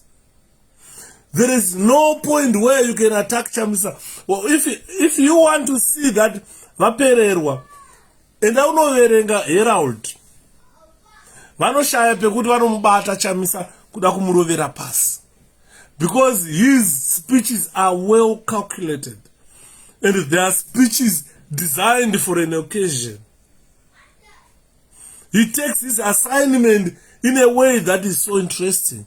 He tackles these topics in a way that people are experiencing. And he becomes a reality speaker to the people of Zimbabwe. Someone people were waiting for. He is someone who is not careless about grammar, about whatever language, about what. He has got a credibility that lacks in any other leader at this juncture in our country. Ndosaka muri kuona tichitaura tikati vaChamisa, baba takakupai sando dzenyu, tikakupai masimba enyu sezvakataurwa naMwari. Uri kuona izvo vaprofita vese vari muZimbabwe vari kunzi pfugamai munamate, nyika haina kumira zvakanaka. Vaprofita vari kunzi pfugamai munamate, ndaona maita hondo munyika yeZimbabwe. Asi Mwari vari kutaura vachiti inini hondo ikangouya, asi pane varume vatatu varipo. Pavarume vatatu pane madofo maviri. Imimi ndakupai vari vatatu kuti musarudzi wamunoda. Varume ava vari kurwisa kuzvisarudza, kwete kusarudzwa nevanhu. Saka kana varwisa kuzvisarudza zvatopera.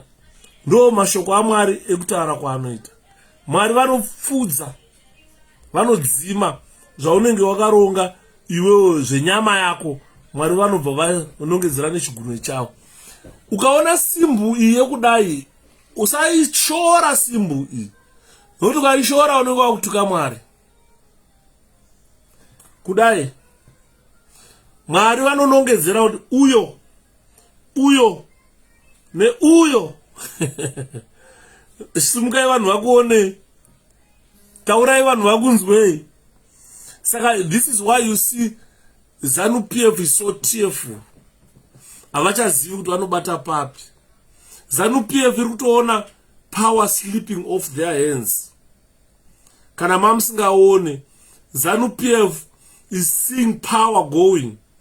President Chamisa romping to victory. And if you don't see it, ukanamirana nana Douglas Monzora, uchifunga kuti pane chichabuda kuna Monzora, don't waste your time. Politics dzinenge dzakuramba.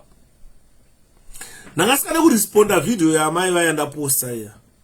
Yo Chamisa akupandokera Chamisa akupandikati amai dzikamai. Kana muchida mari yekutenga kavharangozi munotaura. Vanhu vari muZimbabwe vanokubatsirai.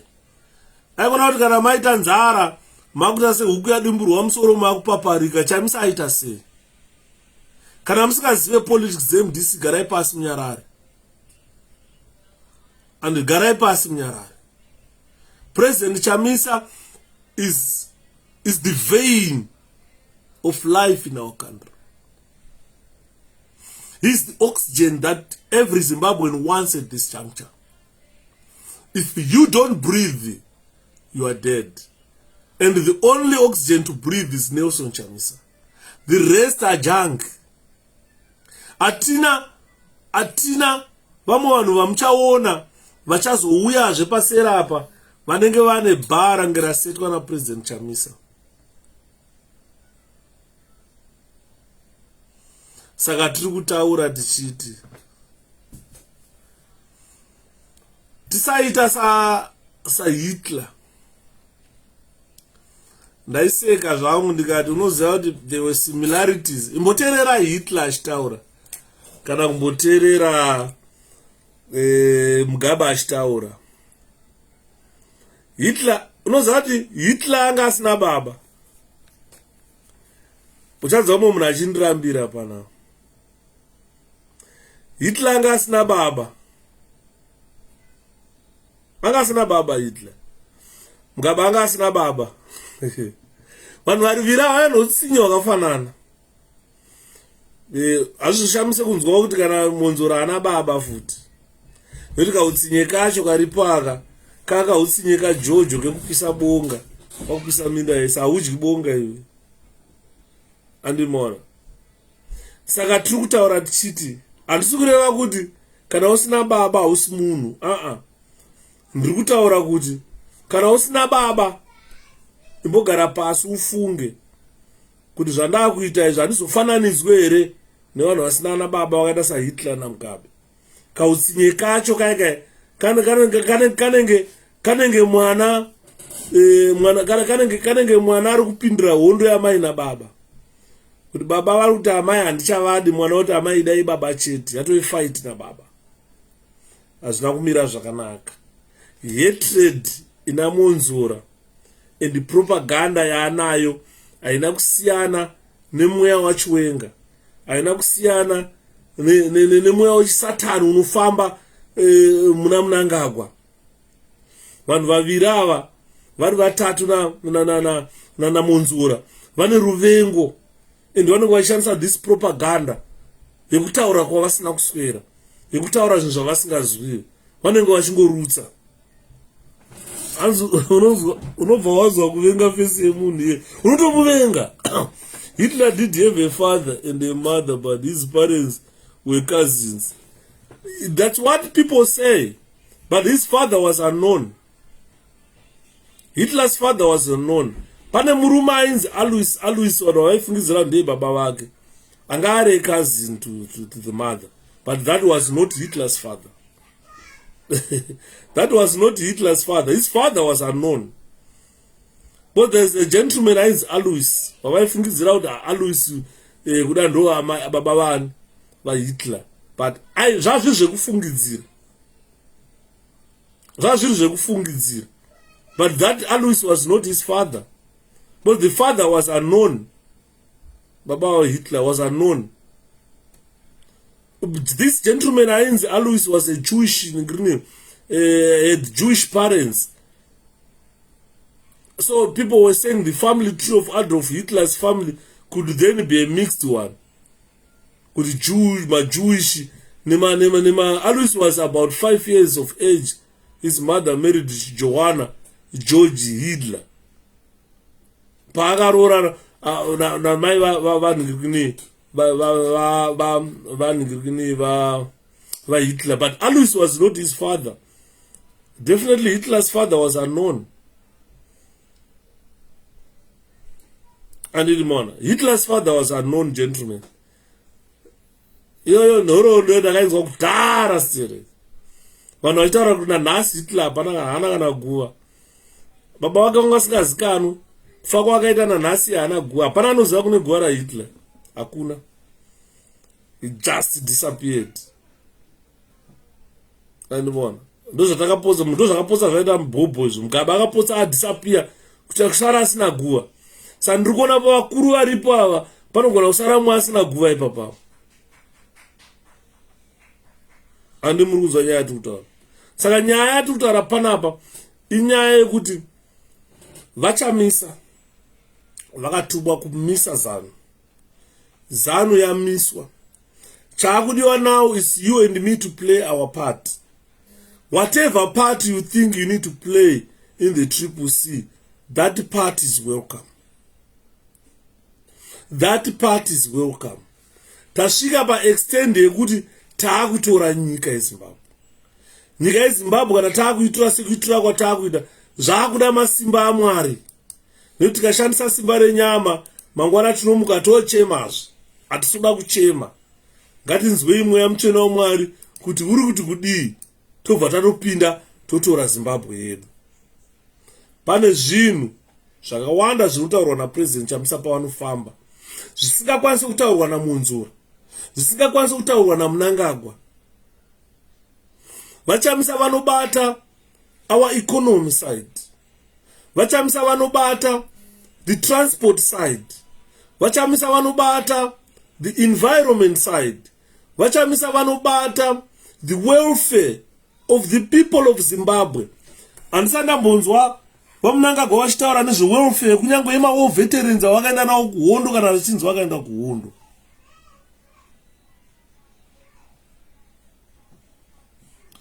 Aiwa general Adolf anga asina baba mani. Vaigara navo, he was not his father. Ndiro kutaurira inini. Indakaita history general, ndakaita history nini. History chaiyo. zviro zvimarajstag zvese zvana bolsheviks takazviita zvehistory zvero uri kutaurwa nemunhu akaita history woita naro. Hitler anga asina baba. Nobody knew Hitler's father. So when he died, nobody knows kuti Hitler akavigwepi akafirepi ari kupi. Hapana anomboziva kwakaenda Hitler.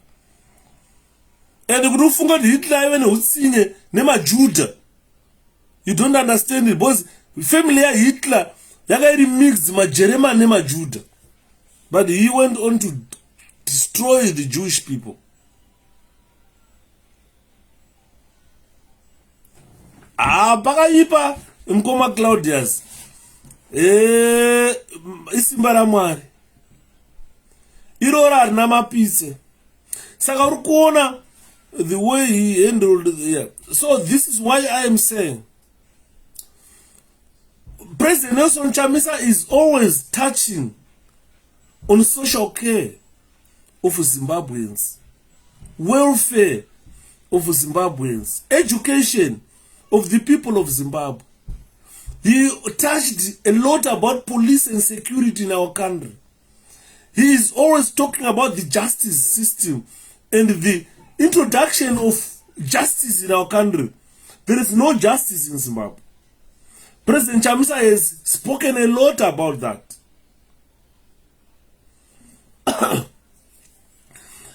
Atete matopedza kuti baba Hitler vanogona kuve vari muJudha, but hondo yekuti amai nababa vanosiyana, vanhu vanorambana, zvonetsana mukati memusha. Ndofunga kuenda kwavangoitawo baba Hitler akanga angorwadziwa, anenge akazoudzwa later uyu haasi baba vako. I think ndosaka anga akavenga maJudha. Andimona President Chamisa varibata zvinhu zvakawanda. Pavakaboita ICT minister vakabata the digital side of Zimbabwe. Today vanhu vari Zimbabwe, you are enjoying watching Shepherd talking. It is because of Chamisa. You understand? VaChamisa vari kutaura nezveculture. Pavaenda nhasi kusholosho vabata that. Vakabata the independence of media. Vakabata sport chaiyo. Kuti kunyangwe nezvemasports zvafamba sei. What President Chamisa is talking about is rebuilding what we call public service. Masalaries emasoja machii zvese vazvibata. So far hapana leader in Zimbabwe we have spoken about these things I'm talking about. But Chamisa has spoken a lot about tackling poverty and inequality in our country. He has looked at work. People need work. People need to go to work. Varume nevakadzi ukatarisa izvozvo kuZimbabwe, varume nevakadzi vakuratidza kuti avakadzi avarume. Pane a very big inequality between women and men today. Vakadzi vakuswera vari mabhawa makona. Vakadzi vevanhu chaivo vari kutumwa nevarume vavo kuti mai mwana tafa nenzara pano, ngonotsvaga ka$5 pakona apo titenge 5 kg yeupfu. Zvirwere zvatekeshera munyika yedu nenyaya yekuti vakadzi vari mudzimba nevasikana vekubhawa hapasina musiyano. Vakadzi vachitsvaga kutofidha sei mhuri.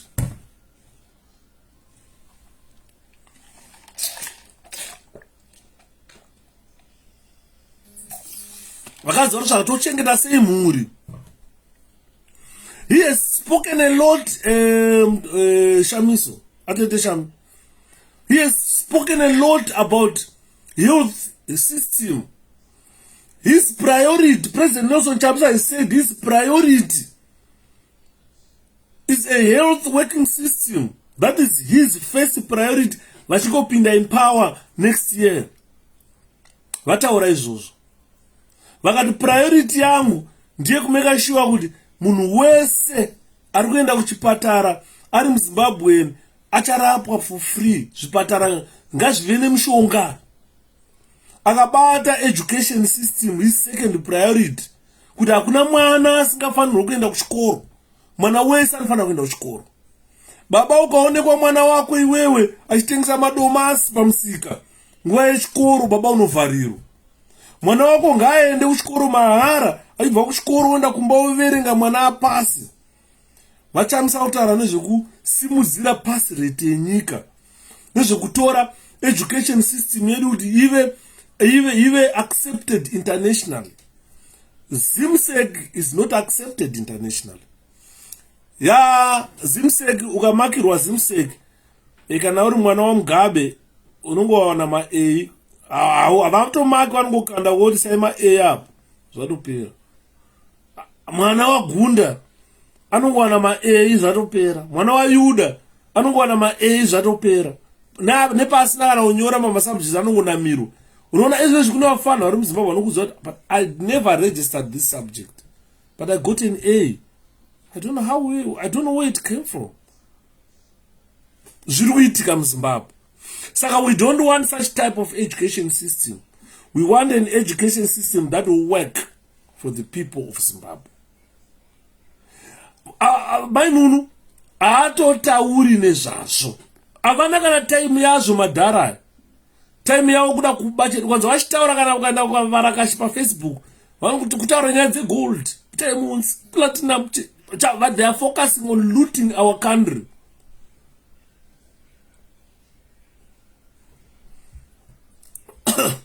Yeah, that's true. See, that's very true. That was his hatred with the Jewish. That's very true. Very, very true. That is the correct history that you have stated here. Because he blamed my Jewish. Kana reparations. Ko yakati inotorwa nePoland zvakati nyika Germany yanga yagovaniwa after First World War. Yanga yagovaniwa Germany. Saka Hitler wanted to make sure kuti atora zvinhu zvese izvozvo back to Germany. But akanga akubvutira dzakanga dzakutodya pamuromo akubvutira. Zvikanzaiwa kwakatibvutire hondobva yaputika Second World War.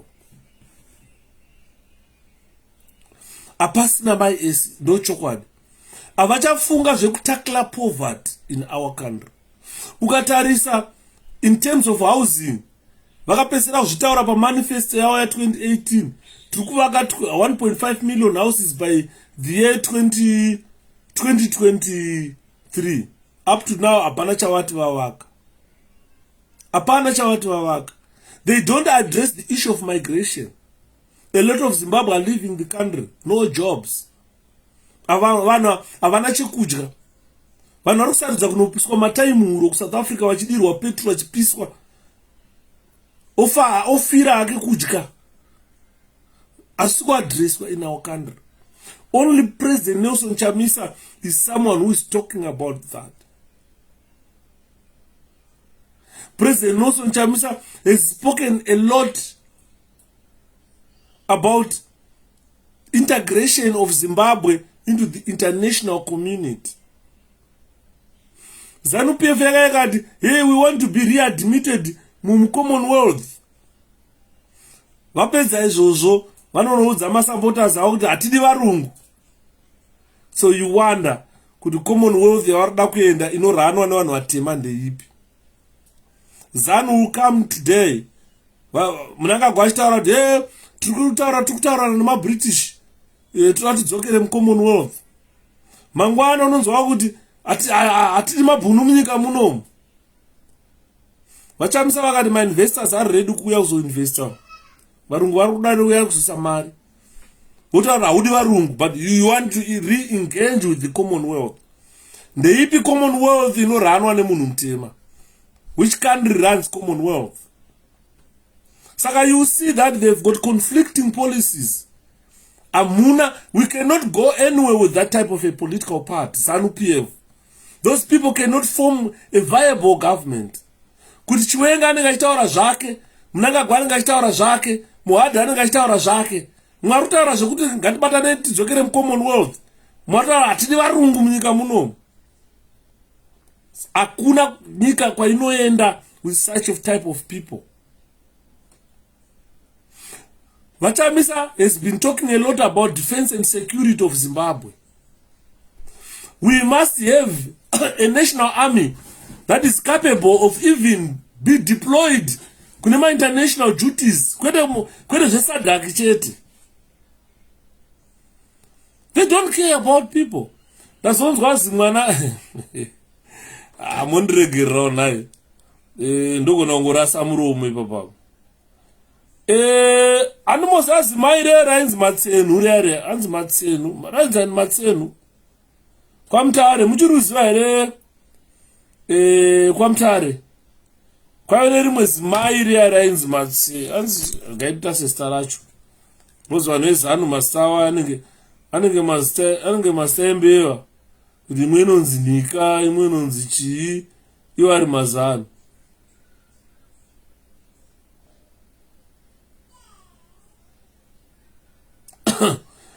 Gaintarisa anonzani mai vaive. Mundibatsirawo kutaura zita ravo mai vaive. Vekukurura, vekukumura KwaMutare vaive.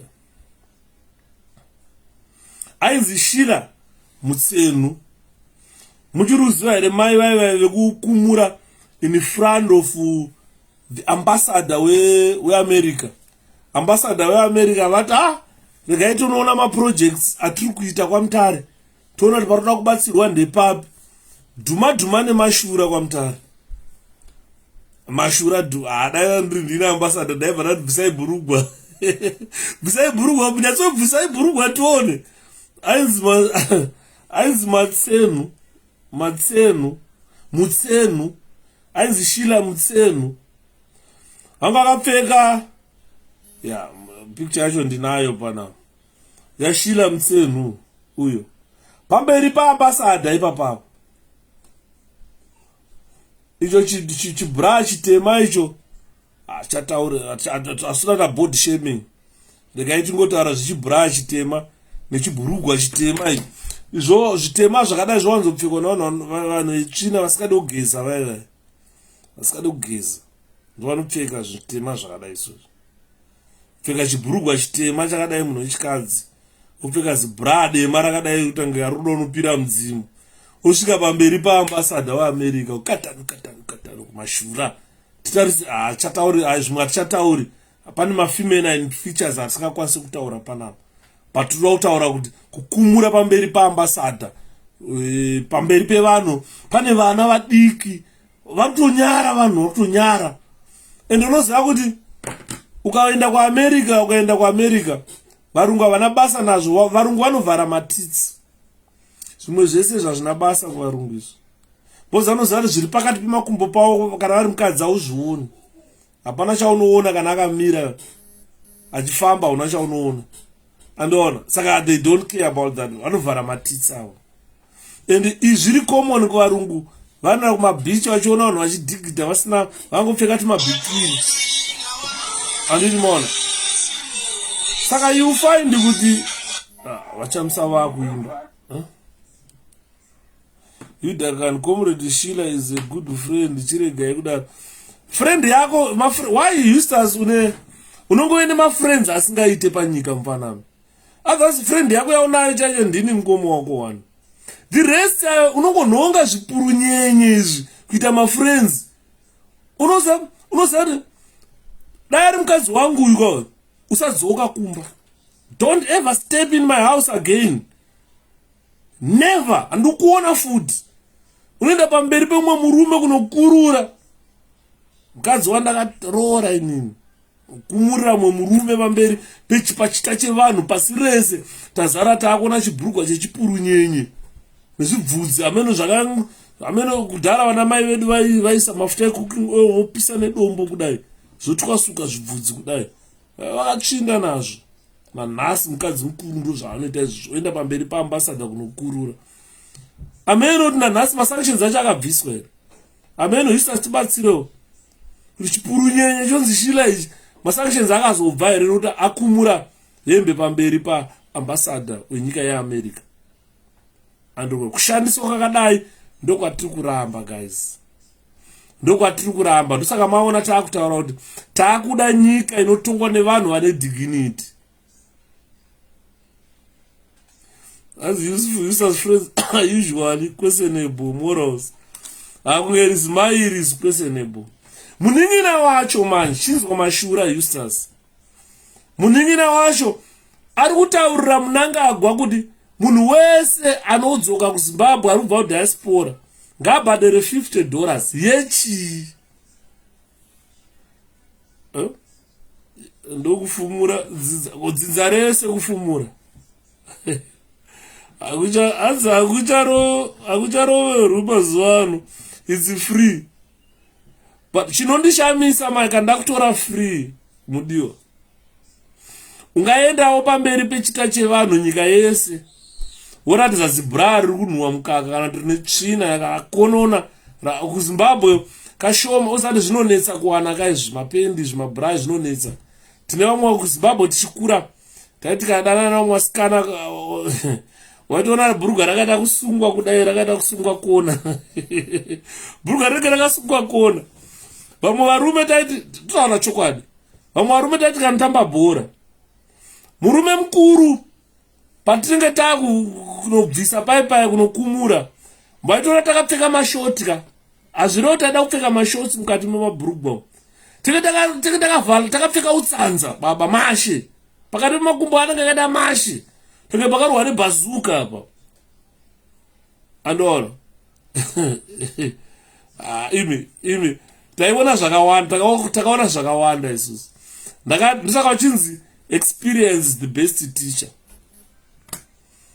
Experience taiona vasikana vakanaka vototi musikana akanaka aita bhurugwa rekusunga pakona so riri kwane west kana ringe rirasisi kana ringe rirani ringe rakumbirwa kupi anoona uyo osvika chipurunyenye choya chokurura pamberi paambasada woona pakapfekwa mazibra matema zipendi rakasviba kuti ndo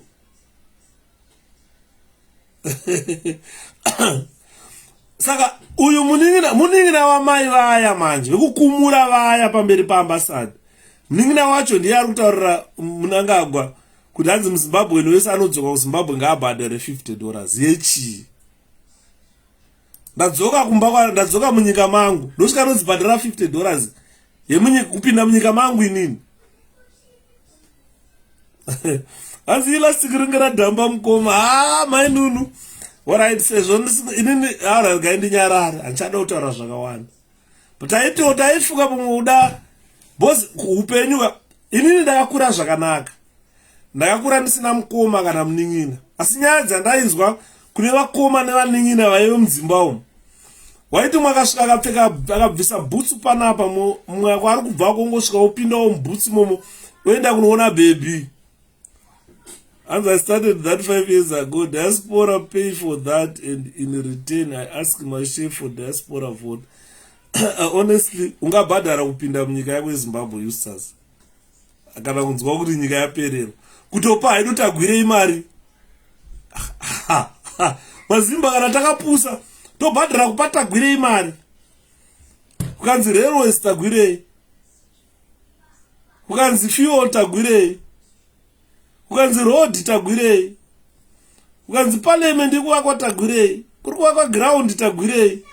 Honestly, tobhadhara $50 ekunopa tagwirei kuti idya hako nuna. Ukaritasa tagwirei masvikiro arakaita riri kuti skin inovaima unge yangu kudya chikafu chakanaka vanhu vachiparara nenzara munyika.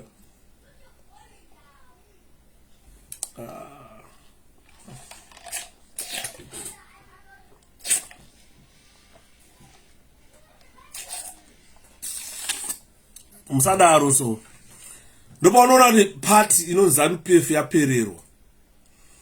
Saka maZimbabweans moramba muri stuck here nepolitical party isisina any idea of running our country. ZANU-PF haisina any idea. Vakunotaura kuti vanhu vari diaspora bhadharai kupinda muZimbabwe $50 kuya kumusha. Apa wakatakura 10,000 cash yokuenda kunoita kabusiness kana kachimu kumusha. Wasvika kobva wanzi pa 10,000 tipe $50. Wabva ipapo uchadrive motikari yako wakuenda kuRungwe. Wakusvika muBanget uchingoti pfure Mount Upton toll gate. Uchingoti pfure muBanget wakunopinda muBanget toll gate. Wakunopinda muChinoi toll gate. Wakunopinda muKaroi toll gate. $40 yapera uchibhadhara tollgate wasiya $50 kuairport apa mutuli mwe arida 2% as everything that you do pautra 2% iri kuenda haungauye kudiaspora zoshandira government no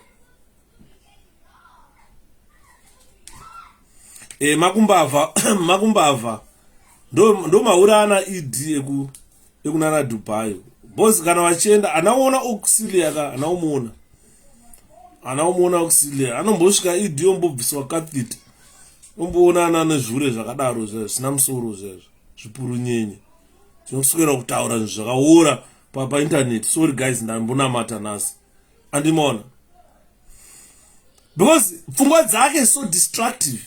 Hapana chinhu chaari kutaura chinovaka. Zvaari kuuza ed zvine maconsequences mangwana.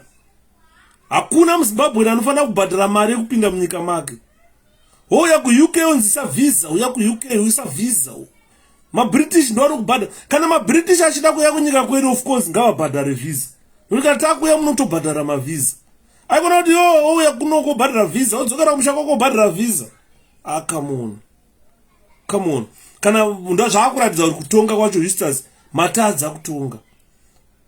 Saka vachamisa vakataura vakati hatisoda kutongwa isusu, takuda kutungamirira. Takuda mutungamiriri anonzi Chamisa. We want someone who can deliver. We want someone who can source investment in our country. Kwete someone who is looting our money and investing in other countries. Vana Mugabe vakavaka zvipatara kumahotera kunana Singapore nana Dubai instead of investing that money in our country. Andimona. Saka taakutaura kuti takuda vanhu vanoinvesta. Someone who can deliver. We want a leader who can deliver. We don't want rulers, we want leaders to deliver to us. People who can persuade. Because ukaona kutaura unoita Mnangagwa Chiwenga, they cannot go and persuade anyone to come and invest in our country. No, they can't. We want a person who has got persuading skills to go and talk to those people to come and invest in our country. When they invest, people get jobs. When people get jobs, our health system work. Our education system work. Andimona, togadzira road dzedu tatopedza. We want someone who can transform Zimbabwe into a first world country.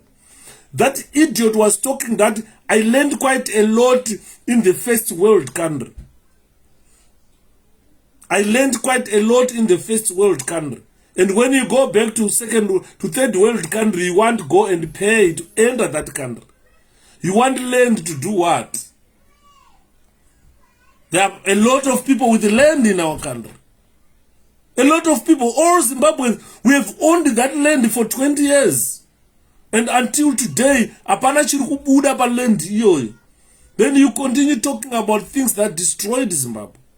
You want Mnangagwa to get in our pockets and start stealing our money. We are not working for Mnangagwa, takatiza zanu isuzu.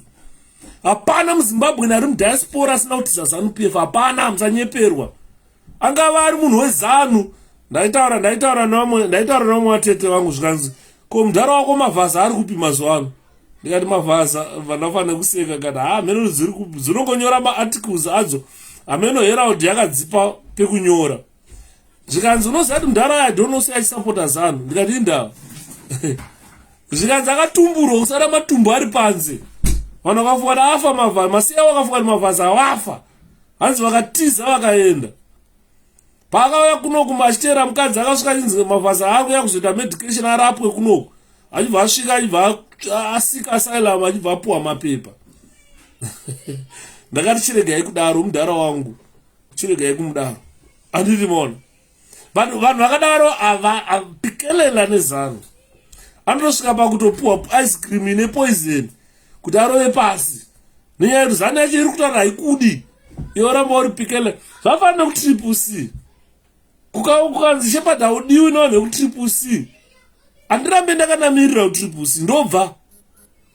Vachamisa vakanzi hamudiwi kuMDC vakabva. Vakaenda vakanofoma triple C. Nhasi kuno pasi rese radaira Chamisa. Ukanzwa pachimba Chamisa. Chamisa mai mwana, chamisa mai mwana, chamisa mai mwana. Chamvaru cha president, unochiwana kupi chochi? Andinoona, tine rombo rakanaka sevana veZimbabwe. Inini zvangu regai nditi, I'm one of the best people who is so grateful to God about giving us Nelson Chamisa as our leader. I'm so grateful to God. Ndosaka mwana ndati nhasi ndisandatanga regai nditange nekunamata tovhura nemunamato toimba ndaza yenyenyedzi satatanga kutaura nekuti Mwari hapana muda kuudza iwa komana musambofa makaisa anything mberi chisina Mwari. Usafa wakaisa munhu wenyama mberi pasina Mwari. ZANU-PF yakaisa vanhu venyama mberi vakaignora Mwari. Ndosaka muri kuona Zimbabwe nhasi hakuna kwainoenda. Andiri muri kuona. This is why you see your country is stagnant. Because takaisa vana Satani mberi hatina kutanga taisa Mwari. Tangai maisa Mwari wakomana. Kudzai Mwari. Ndosaka ora kana takuimba bai kudzai Gabriel. Kudzai Gabriel mtungamiri wengirozi. Tokudza Gabriel. Pemba mutaza yenyenyedzi tonokudza Gabriel tonamata. Mtungamiri wengirozi anenge achizwa zvatotaura. Zvatotaura zvinosvika kuna Mwari izvi. Musafukiri Mwari havakunzwi. Ndosaka uchinzwa kana mweya mutsvene waMwari uchitaura kuti usati munhu unomuka wakafa anomuka akafazve. Andiri mona. Saka nyaya yatiri kuda kutaura panapa ndo nyaya yakanaka varume. Yekuti iwewe neni tine basa ratikunzi naPresident Chamisa. Tarisa uko Shepherd. One nation, one people, one Zimbabwe, one 𝗖𝗵𝗺𝗶. Chamisa is clear on this. Iwewe nenini we have been tasked to make sure that our relatives are registered to vote. Mumuri mako make sure arimo wese anonzi uyu anogona anobvumirwa kuvhota ngaende anoregister avote. Iyoyo ndiyo energy yatinayo chete. Ownership yeCCC ndeyako yakanzi Citizens for Coalition. Hapana kunzi Chamisa for Coalition. Pakanzi Citizens for Coalition of Change. Mubatanidzwa vevana vemuZimbabwe vari kuda kuti nyika ishanduke. Muve nemaguta munyika meZimbabwe. Muve nezvikoro munyika meZimbabwe. Vana vadzidze munyika yeZimbabwe. Muve nemabasa munyika yeZimbabwe.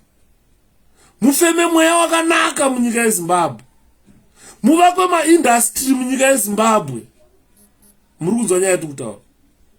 Muve neutano hwakanaka munyika yeZimbabwe.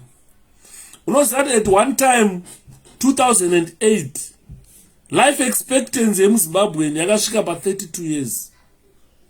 Kunzi waiti ukazvarwa kana wasvika 32 years watove sekuru watorarama wakutorowa pasi. Life expectancy of Zimbabweans reached 32 years in 2008. Takatove masekuru isu. Andi muriona. VaChamisa vari kutaura zvese. Hapana chavari kusiya vaChamisa. Vari kukuudzai, vari kupai vision yeZimbabwe after 2023. That vision must be publicly owned by you and me. We must be proud owners of that vision. Vana Eustace, mukaiwa fana imimi. Be proud owners of what President Chamisa is saying. Kuti pato after 2023 vana vechikoro vanenge vakuenda kuzvikoro mahara. Aushuwirewo here kuona mwana wako achienda kuchikoro mahara? Umbotadza kukreka musoro nekufunga school fees. Umbofungawo iwewe zvako kuti nhasi ndikatengesa madomasi mari yechingwa mangwana. kwete kuti mari anatengesa nhasi woverenga ubvisa dhora wese apa pera kwemwedzi $30 mai mwana naimobhadharira mwana wechikoro. Vachamusa kuti ngazvipere izvozvo, ngazvipere, because public land yanga ichitaurwa nechimari chacho kwamatsenu chacho. Land is public good. It is not a common asset land in our country. People must understand it. Ownership of land must be bought. Ukarega kutenga land, ukaona uchimirira kupuwa land nezano, kana kwazouya vamwe vanozouyawo vasina land, ticharamba tava vanhu vekungobvutirana land munyika. Izvozvo hazvina utano hwakanaka munyika. Unofanirwa kuona chinhu chako chawakaswetera iwewe. Kana usina mari yekutenga land hauna. Sweater to buy your piece of land. Because hurumende yakagara vanhu vakagara vane land kumamisha. Unoziva kuti land iri kumamisha yai vanhu vakada kuvakirwa madhemu, kupuwa mapipes ekudiridza nemainjini, kutenga mainjini nekuvakirwa madhemu kumaruzeva. Those areas can be productive. Unombozviziva izvozvo. Kunorimwa wheat inoshamisa kumusha uko, vanhu vakaita mari inotyisa. Kunorimwa fodya inoshamisa kumusha, vanhu vakaita mari inotyisa. But those tribal trust land hadzina madhamu. Madhamu for the past 43 years hakuna kana madhamu aivakwa. Marwizi anonga achingoerera achirasa mvura ichinaya. Mvura inobva kudenga mupuwa mvura mahara naMwari.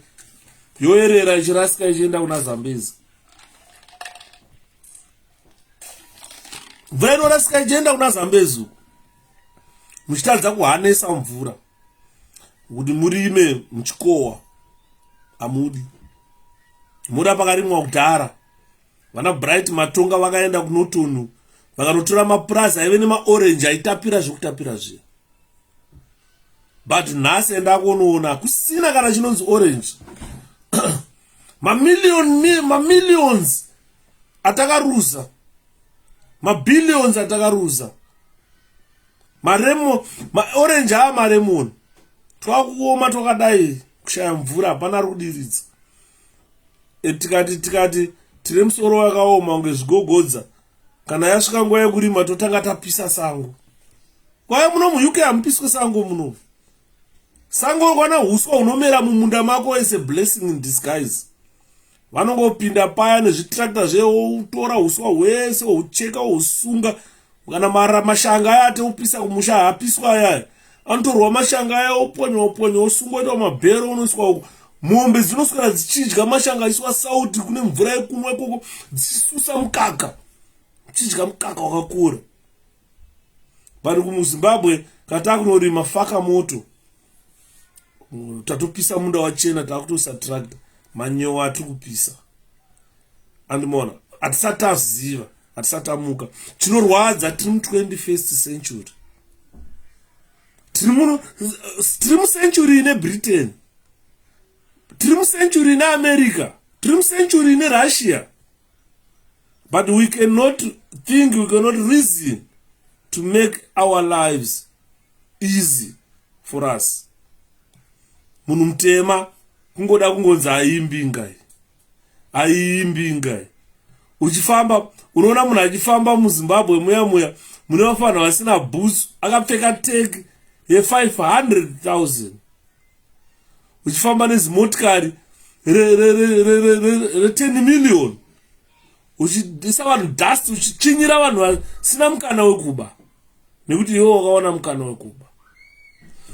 President Chamisa varitaura izvozvo zvitakuzvimisa. Zviri kupera izvozvo. Ndo vanhu vamunoona vanosponsor violence kana zvarema. Ivavo vachamisa vati zvaakupera. Come 2023 ZANU-PF ichirova pasi makasa zvapera. Takuda Zimbabwe for Zimbabweans where we are treated equally. No one is gonna be treated better than Shepherd Judah. Andirimaona. Izvo zvinhu zvakadaenda kuZANU. Kwavabvunza kuti ichi makaitirei, why Ningi? They've got no answer. Mwana wa Ningi, muzukuru wa Ningi, ndisekuru wa Ningi. cause mwe mhuri dzisiri connected. Mwana wa Mugabe, mwana wa Ningi dzisiri connected, adzichabvumirwi kana kushanda, dzichaitiwa kana mabasa. Dzongofa usa kune mwe mhuri, kune mwe munhu akangozvarwa atokura atosvika age dzedu idzi. Ukaenda kumusha haana kana payslip. Haatozivi kuti ukaenda papayslip panenge pakanyorwa ma-leave days. Ukatarisa papayslip pako panenge pane ma-sick days, pane ma-allowances aripo, pane kasalary kamari karipo. Haatozivi. Andona. Kana umwe munhu munozviziva here kuti kune mumwe munhu asati apfeka boots muZimbabwe. Chizvarirwe. Asati apfeka boots. Munozviziva here muZimbabwe kuti kune munhu asati apinda mushop unotenga boots. Kana achitenga boots anotenga dzekubhero. Wambona boots dzemubhero kuti dzinoiswa mubhero sei?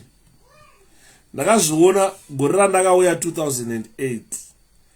Ndakaenda natati namadhamu tatiri kukatauni kanonzi kaWakefield.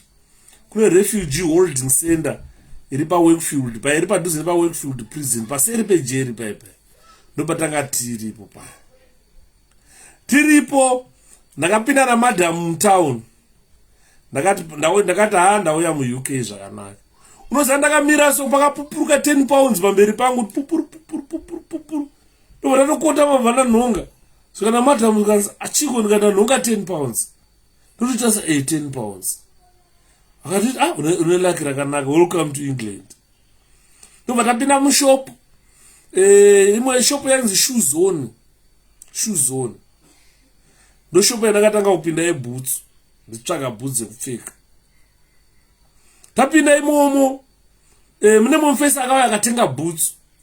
Saka ndasikazive kuti mushopu meme mune chinenge bin.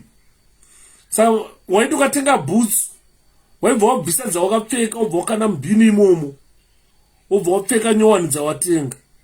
Saka ndakaenda pabhini paibva ndanotarisa boots yakakandwa nemufesi yeye. Ndanga isina kana kupera ndasei, but yanga ingori nechina chete kuti yakasviba.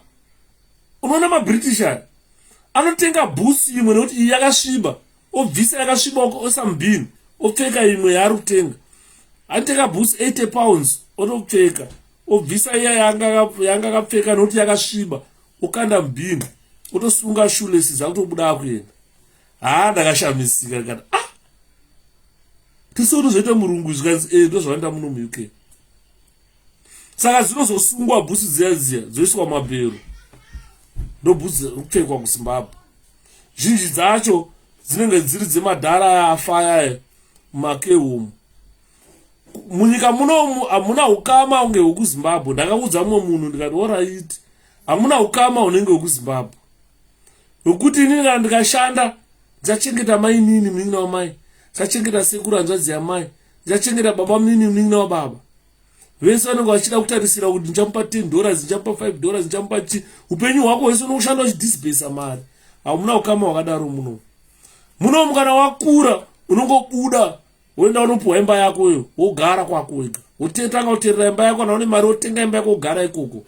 Mari yako yari kushanda ndeyekuenda kuholiday kuAfrica kana kuSpain kana kunana Cambodia.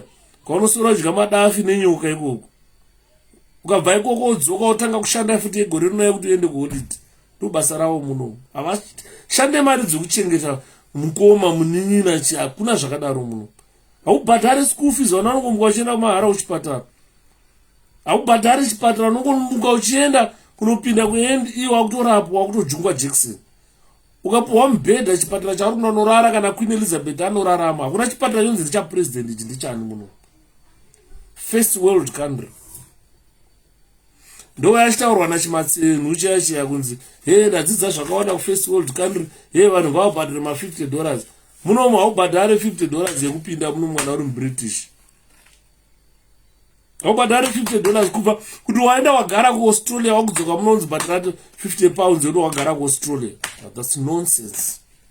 It's nonsense. Andiona. Saka ma-decisions atiri kuitirwa isusu, tiri kuitirwa nevanhu who are bullying us. Watochitarisa chimai chachitaura chacha, uchikatoita matama kudai so, matama ekuguta. Hakusi kukora kwe matama ekuguta ya. chichibhula people kuti people must pay kuenda kuZimbabwe. Andona, promoting injustice, promoting looting, destroying our country. Saka ndati nini wakomana, pama president apa tapuwa mukana na Mwari wokuchuza.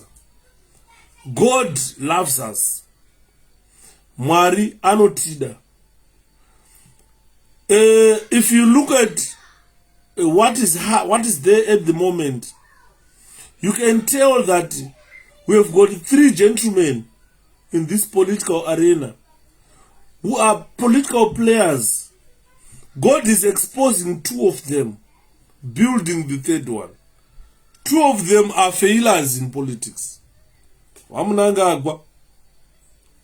anga agba na Chiwenga, Blarwenga, Chiwenga, Wenka. Eustace Wenka zore Blarwenka. Kakuti Blarwenka, Bloodwenka. You stupid person. Those are zore Wenka. That man is a Chiwenka. Andona.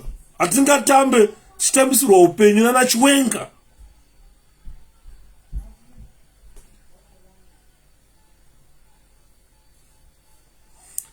Iya ending yako ka Eustace. Iyo ya ending yako. Atusitara ending yako iyo. Ya ending yako. Boss UK ka. Inogona kudaro nekuti inokuendesa kuinvest mahara. Unodzidza mahara. You need to pay tax. Andona. Unodzidza mahara. Tine ma-British agere nana Australia, they don't pay tax. Kuno vanobhadhara tax ku Australian government. And it all. Because Britain inochengeta vanhu vayo, kana ikadaro inenge ichengeta vanhu vayo. Unokura uchienda kuchikoro mahara, wadzidza mahara, uenda kuinvest mahara, yokubhadharira Britain, wapedza uenda unoshanda kuAustralia. Kana wakuti bhadhara $10 zviri nani. KuZimbabwe hauna kuchikoro kwaunoenda mahara. Baba vanenge vachikutsvagira mari yekuenda, dzonguva uende kuchikoro. Dzonguva unoita self fund uchinoshanda kumaricho. Wapedza po kubudirira zvidzidzo zvako wana basa ku UK wanzo yaubhadhara. Uri kubhadhara chii? What services are you paying to the government? What did that government do for you that you need to pay? Honestly. Kunoku is free health, free education, free university. And kana vakakuti bhadhara, you need to pay because you have enjoyed all the benefits of the British government. What are we benefiting from Zimbabwe that they tell you to pay? Wakatobva ikoko Eustace uchitotiza uchimhanya uchitiza anymore. Saka these claims are nonsense, Eustace. They don't hold waters. This is nonsense. Nonsense chacha yekutaura nechimbuya chachi chinenge dashka cha. It's nonsense.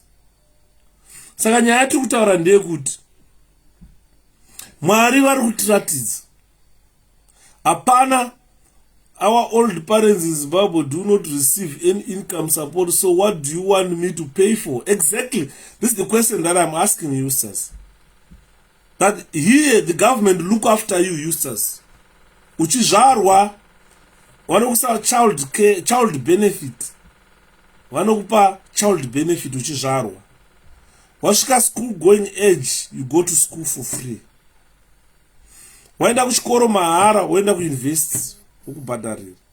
Wapedza wana degree. That means the government has catered for you the whole of your life. Hapana musi wakarara nenzara, Eustace, mu UK. Wobuda unoshanda kuAustralia, kana vakakuti bhadhara, you pay something. You definitely need to pay something. Tatongopedza. These are facts, Eustace. These are facts. These are facts. What you are being told here are facts. Hapana chekuti unotaurwa panapa nyambo, hautaurwe nyambo. Andona. Ndachikuudza kuti vafana vasingashande mutauno kaona bhudza vanenge vakapfeka unoshamisa. Makesi kuisa ayaya under £80 pair. Nobhudza vanofamba vakapfeka mutauno. Vachikana yasviba anongobvisa utenga imwe kesi kuisa yeutora kukanda mbini. Kana ukanzi bhadhara, you pay something. Because vakakuiti hurumende inenge yakakuchengeta yakakuitira zvese. Saka you find President Nelson Chamisa vari kutaura nezvazvo. Imwe service inotaurwa naPresident Chamisa vari kutaura nyaya yefire and rescue yenyika yedu. Bhazi rinoita head on collision pano, fire brigade inoya isina mvura. Mvura inocherwa mutsime, mvura inocherwa mudhamu, kunodzima mota hakude treated water. Vanhu vanotsvira mubhazi kupera, fire brigade yakamira apa isina mvura. Vanobva vachidza wi vanoti fire brigade yauya, so durukai. Yosvika paipa yopeta maoko vanhu vachirostika mubhazi. Fire brigade yakamira. Bhazi rinotsva kupera, fire brigade yakamira. Imba inotsva kupera, fire brigade yakamira. Yamhanya isina mvura. Muri kuendepi musina mvura? Ndo zvachitaura President Chamisa vakazvitaura musi unowu, ndikafanira kuseka. Ndikati mukuru uyu kauyu, Mwari vanomuda. Anoona mukuru. Mabhazi ma-accidents ari kuitika. Saka vari kutaura vari kuti nzira ngadzivandudzwe. 3 years in power as 𝗧𝘂𝗴𝗶. Munenge maane mamotorway kuZimbabwe. Vote 𝗧𝘂𝗶 muone. Shura rekugadzira nyika. Ezvo zvinogadzirwa roundabout. Inenge ine 4 lane. Uchibuda ipapo wa 2 lane. Zvatopera. 4 lane unodziona paroundabout. Ndo chichocho. Anditi mona. Vachamisa is touched on that. President vedu vari kutaura nyaya yekutakla poverty. Nyika yedu yanyanya, urombo hwanyanya munyika medu. Hwanyanya. Ndakanzwa zvichikataura zvikanzi nini kana muchingopedza kungondivhotera chete. The following day aya mabondi notes aya kana imbini. Inenge isiri mari. Chembere dzinouya kuofisi todzipa $20 ekutenga chikafu chanhasi tichigadzira mabenefits avo. $20. Maprices achadzika. Because anenge apegwa ne-international companies achaita profit, mabasa achamuka. Because the more profit the company do, many workers vachapinda mabasa. Vachamisa vakataura vakati tichingopinda chete zvatopera tatogadzirisa. Tombotanga tastabilize economy. Toisa $US zvedu. Vanhu most economy yenyu stabilize. Diti akazviita izvi. Diti akazviita tendai. Vanhu vaita zviitike tendai akazviita. 2009 to 2013 vanhu vakatapirirwa. Vakatapirirwa neupenyu.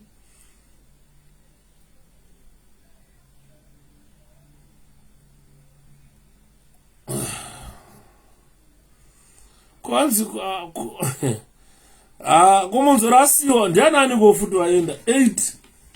And Douglas Monzora suffers huge blow as 8 MDCT officials dump him and join Mnangagwa ZANU-PF. Zvachasara ega wani naye Monzora.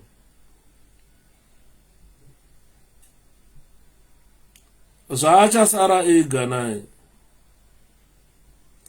Zvasina kana munhu aimbota maita handina vanhu makatimezha kupi takumezha manje nenhingirikini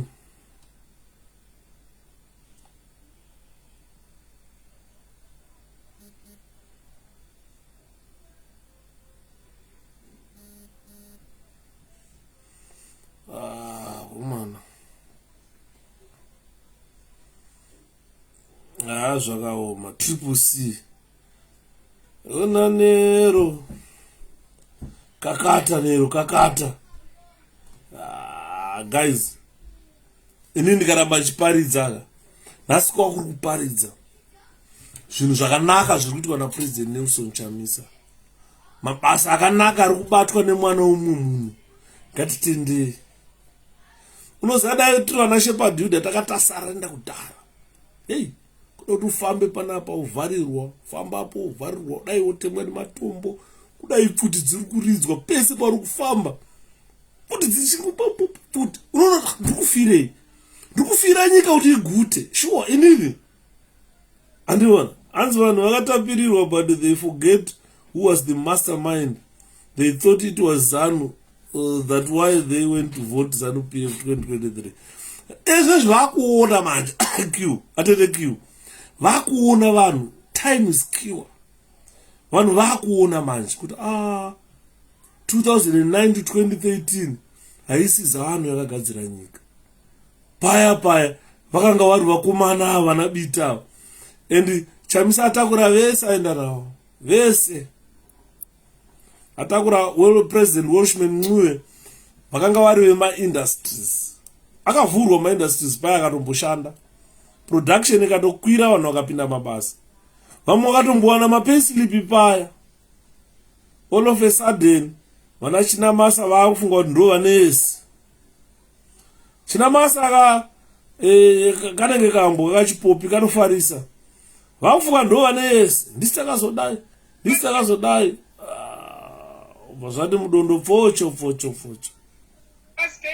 atakambodedzera paya tikati huyai neuzhinji hwenyu tikupai mamasiki akanzi ZANU-PF.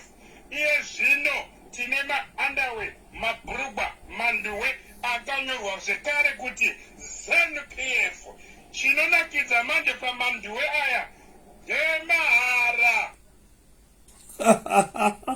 Vakomana, inzwaiwo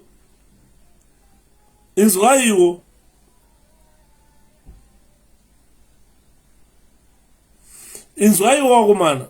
Masikedu aya atakambodedzera paya tikati huyai neuzhinji hwenyu tikupai mamasiki akanzi ZANU-PF. Iye zvino tine maunderwear, mabhurugwa, manduwe akanyorwa zvekare kuti ZANU-PF. Chinonakidza manje pamanduwe aya ndemahara. Hanzi uyai mupuwe nduwe.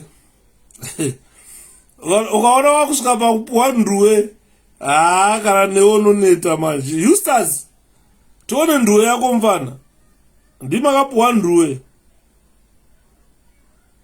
Inzwaiwo. Ini nda president wako, bango rangu rakamira hapo. Ndoda kuona bango rako rakamira wapa. Uchienda kunoona bebi rako, uchishofera bango rako. This is the Zimbabwe we want to bring. Hanzi namonzo rada kunza Zimbabwe kuti unenge nebango rako uchinoona bebi rako. No Zimbabwe yarida kuita bring. Aiwa vakomana. Bango rangu rakamira hapo. Ndoda kuona bango rako rakamira wapa. Uchienda kunoona bebi rako, uchishofera bango rako. Ndo purpose ye MDC.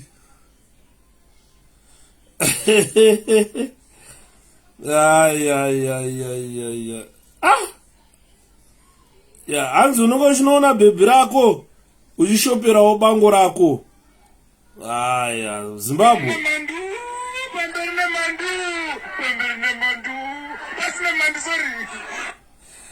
Chinenge chana.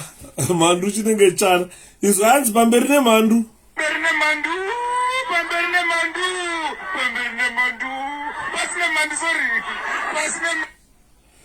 Handimaona kufarisa. Izvozvezvo hazvidiwi izvi. Vachamisa izvi vakazviramba izvi. Pasina ningi.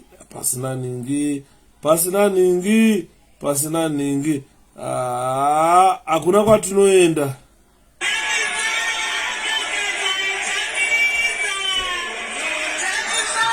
Takata chamisa dhunza chamisa uyu. Takata chamisa dhunza.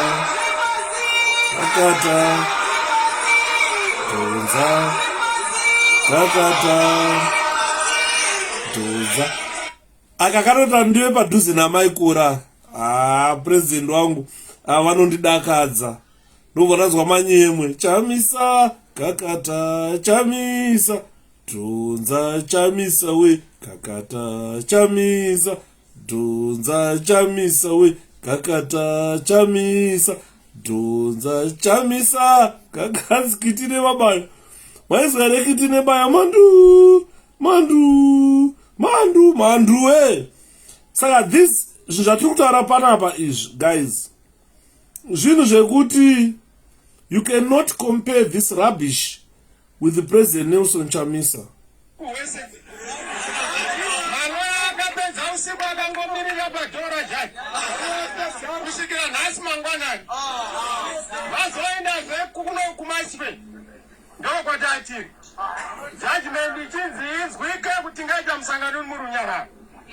We are a part of peace, a part of the rule of law. Sakaramba kwatainda kukotu. Manja zigoni kuti muenderere mberi nemusangano. Chikadai wasakanaka. Chinipai mukana ndinoudza vanhu. Kuti zvarambwa. Zvinozvazvarambwa ine handide kuti politics dzemunyika muno dziruze upenyu hwemunhu kana wani.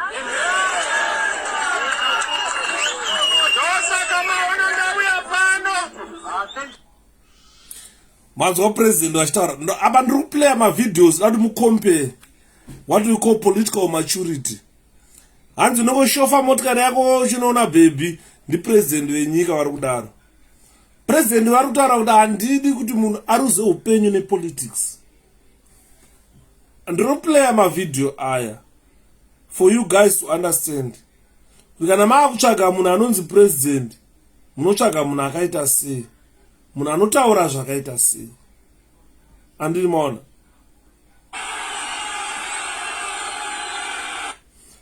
imwe yacho ndiya president vachisvika ndinoti munzwe vatsvangirai vachitaura. The situation has not been normal for us in the MDC. We faced so many obstacles. As I speak, all the rallies have been banned. We have had to improvise in terms of how we access the people. And it's a very hostile environment. The incident with the police yesterday, what do you think of that? Well, it's all part of the ongoing harassment. There was an allegation that we addressed an illegal meeting, and I don't know how you define an illegal meeting in a campaign.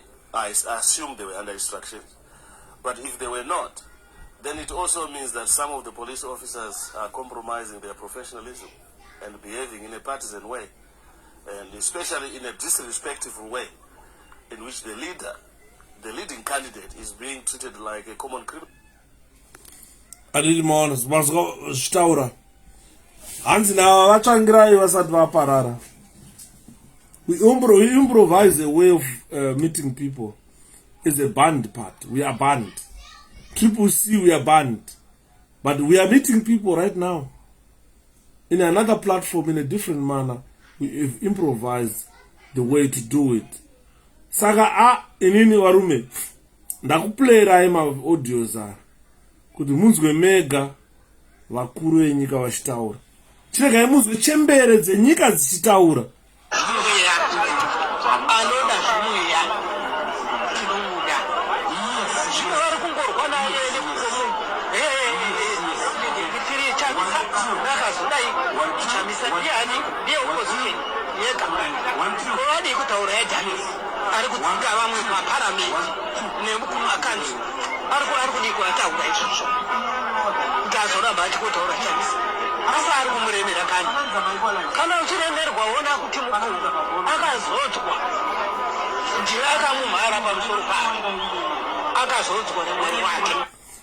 Manzwa ichembere dziri kutaura idzi dzaivepo nguva dzehondo. Hondo ikapera dzikaona ZANU kusvika ZANU yapera, dzikaona MDC ichifomwa kusvika MDC yapera, taane CCC. Hanzi mwana ari kufamba neCCC weyellow akazodzwa naMwari. Hanzi muriwas, hanzi I like my kore I like ndakambobvunza vakaroorwa here maikore kanzi vakanonoka vakaroorwa ndikati ndaigona kana kuramba mukadzi ndotoenda kunogara namaikore zvikanzi vakaroorwa iwe ndikati makurukutu kuna varume vane rombo rakanaka panyika. I don't want to lie. If you had such a wife like maikore una mai mumba nokuti vakamira pane vanhu teerera mashoko anotaurwa namaikore andokuudza kuti what type of a wife maikore is, and mashoko avanoburisa kana vaakutaura unonzwa vachitaura kunzi what type of a leader maikore is. I've seen female leaders in our country. I'm telling you, I've seen female leaders in our country, but that lead has shown me the other side of women. Taingofuka vakadzi vatengesika, vamwe vaingofuka vakadzi mahure, vakadzi vemupolitics vaingonzi vatengesa, vakadzi vana zvepolitics hamahure ava hachi. But maikore has shown us the good side of women. She is a women ambassador. She's an icon worldwide. Sorry kani mai mwana asamusha maakunyanya chibura. Sorry kani dia. Kutaura kune udzamu kwatiri kutaura. Aikona zvekuti tinoada maikore. Aiwa. Tiri kutaura kuti maikore hunhu hwavatiratidza. Last time I do remember baby. Ndichitaura kuti Sanderson Makombe Sanda. I'm going to have one day ndichaita full day randautaura nezvaSanderson Makombe. I know kuti vanhu havazivi kuti tine munhu akaita sei anonzi Sanderson. Ndakati ndichaita one day randichagara pasi nimbokurukura nenhaurwa yemukomana. Sanda chaakagona ndechekuti akaroora mukadzi. Kana shara vakadzika ukaroora mukadzi anokususukidza kurarama waroora mai vemba. Unoziva kuti every time anotaura naFloss Makombe vanhu vanonzwa pana chitaura kuti sweetheart baby chi ava ndamaya vakatirera. Ukanzwa richiti sweetheart baby chichi ndikureva mai vakatirera, amai Makombe ava vakatirera, amai ava vakatichengeta tiri vana vavo. Vanhu havazivi sei ndichigara ndichiti sweetheart baby kani chi. Ndakanotaura ngadai dziri mombe ndonotaura nabururu wangu Sanda kuti ngatiwedzere kana dzimwe, kana tikaendesa dzimwe 4 futi tinotenda chete, topota chiendesa kana 2 pagore tichitenda amai vakabereka mwana uyu. Ndamai nokuti kana ukanzwa vachitaura ndikatadza ukaona abata foni ukaona akanzi Floss Makombe wotoziva kuti chaputika pano ndinovakwa baba zvakati ndozoti ndatenda adzimai. Ukazogara pasi wakata phone reflect on whatever she said waiswa mudirection yakanaka. She always put me in the right direction. Even kana ndikataura zvakaita same akaona kuti baba vakanganisa apa, she will come to my inbox, phone me and put me in the right direction. Nechi ndikaona bururu wangu Sanda ndikamutarisa sondoti akaita rombo rakanaka mwana wa. Akaroora mudzimai anonzi amai vemusha nokurera vanokuchengeta. Same applies kana ukatarisa kunokumba unoziva kuti taimbopenga tichiparasura tichikwira muti tichita sei.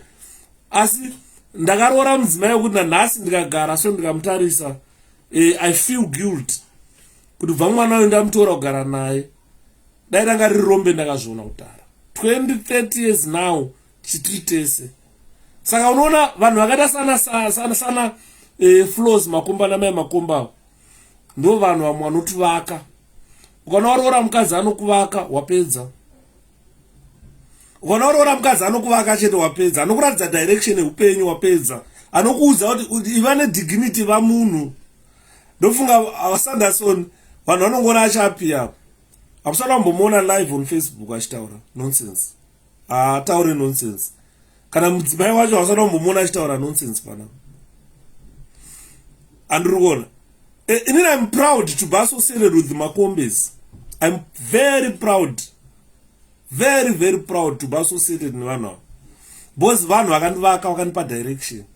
ndinombosvika pambondo ndikada kupenga sosandasa naifona dzikama Yuda atopedza is a man of few words but carries much weight and gives you direction. Pane vanhu vandakadzidza panapa vandakasangana navo paFacebook, vamwe tikaita ukama tikaita chii. Pane vanhu vamwe ndakatozipesana ndabloka iri mberi ndakutarisa mama activities anenge achiitwa kune mama groups ndaibloka chibvisa romba handidi. I don't want to be associated with this type of a person. Andidi mukadzi anovaka sekuru anomona sekuru Joachim mukadzi anovaka tiye mukadzi kutaura kwati kuita ona shepherd Yuda kana tisina vakadzi guys takambota ma-pressure manager makore acho mboita ma-pressure manager chaiyo kuti pressure taiidawo zvakaipa but takadzikamiswa nana mai Makumba wanana Sanderson taura kuti dzikama iwe nyika inoyi inokupedza unopera ndiwe nyika inosara dzikama gara pasi build your family. Ndikakutaurirai kuti I'm a proud owner of a family now. Family yangu you don't like it. I'm like a role model to my family. Andona ndakavakwa nevanhu pana atete vangu vandisichaoni mazuva ano handizoenda wakaenda kupa atete Bhela Japi ameenda Bhela kangu ambodisapia Japi pana vanhu vakadisapia vakawanda vamwe vanhu vataifamba navo patakatanga wana platform vano tichita sei baba inini chakandinakidza ndechekuti sekuru vamonzora vaiva ndisekuru ndokana achitaurira vanhu vakati unoziva sei kuti monzora chii ndisekuru vaya sekuru chaiyo sekuru ndakateerera mashoko avakataura aya president achuzwa kuti aite presidential candidate yedu ndiNelson Chamisa hatitarisi mumu nekuti zvakaibwa zvichinzi nyangwete zvarakadukuduku vakakuberekera chido chemoyo vuma chete. Mashoko aya ndo andakabata kuna sekuru umonzora vakataura vakati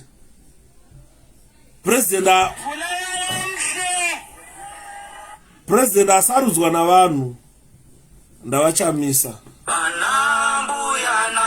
sekuru kumamisha madzose zisati dzaziva shoko guru randinoda kukuzai Nelson Chamisa wavane bato ija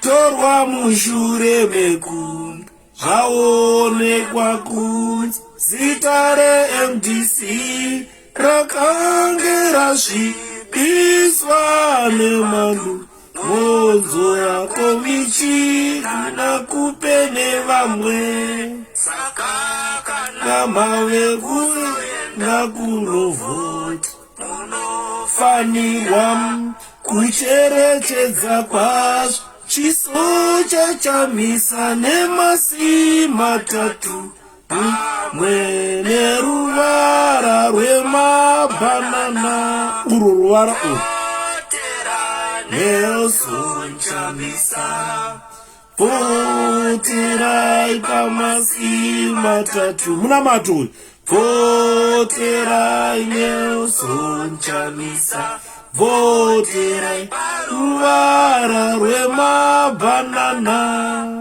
voterai Nelson Chamisa voterai pamasi matatu voterai Nelson Chamisa voterai paruvara rwemabhanana musanyengedzwa nebato rezanu muchitengero nefotereza tinoona bato rinounza mabasa kuti mugozvitengera mega zvamunoda bato rezanu rauraya nyika zvinoba zvikuru ivo voga yenyika ichikanga waya vanonyepa masanctions auraya nyika no nyika wori wavanoita Nelson Chamisa terai pamasi matatu terai Nelson Chamisa terai paruvara rwemabhanana terai Nelson Chamisa terai pamasi matatu terai Nelson Chamisa terai paruvara rwemabhanana. Ndo kupera kwazvo naye. Saka regai titi kuzvanhasi tatenda taonana tozoona mangwana. That's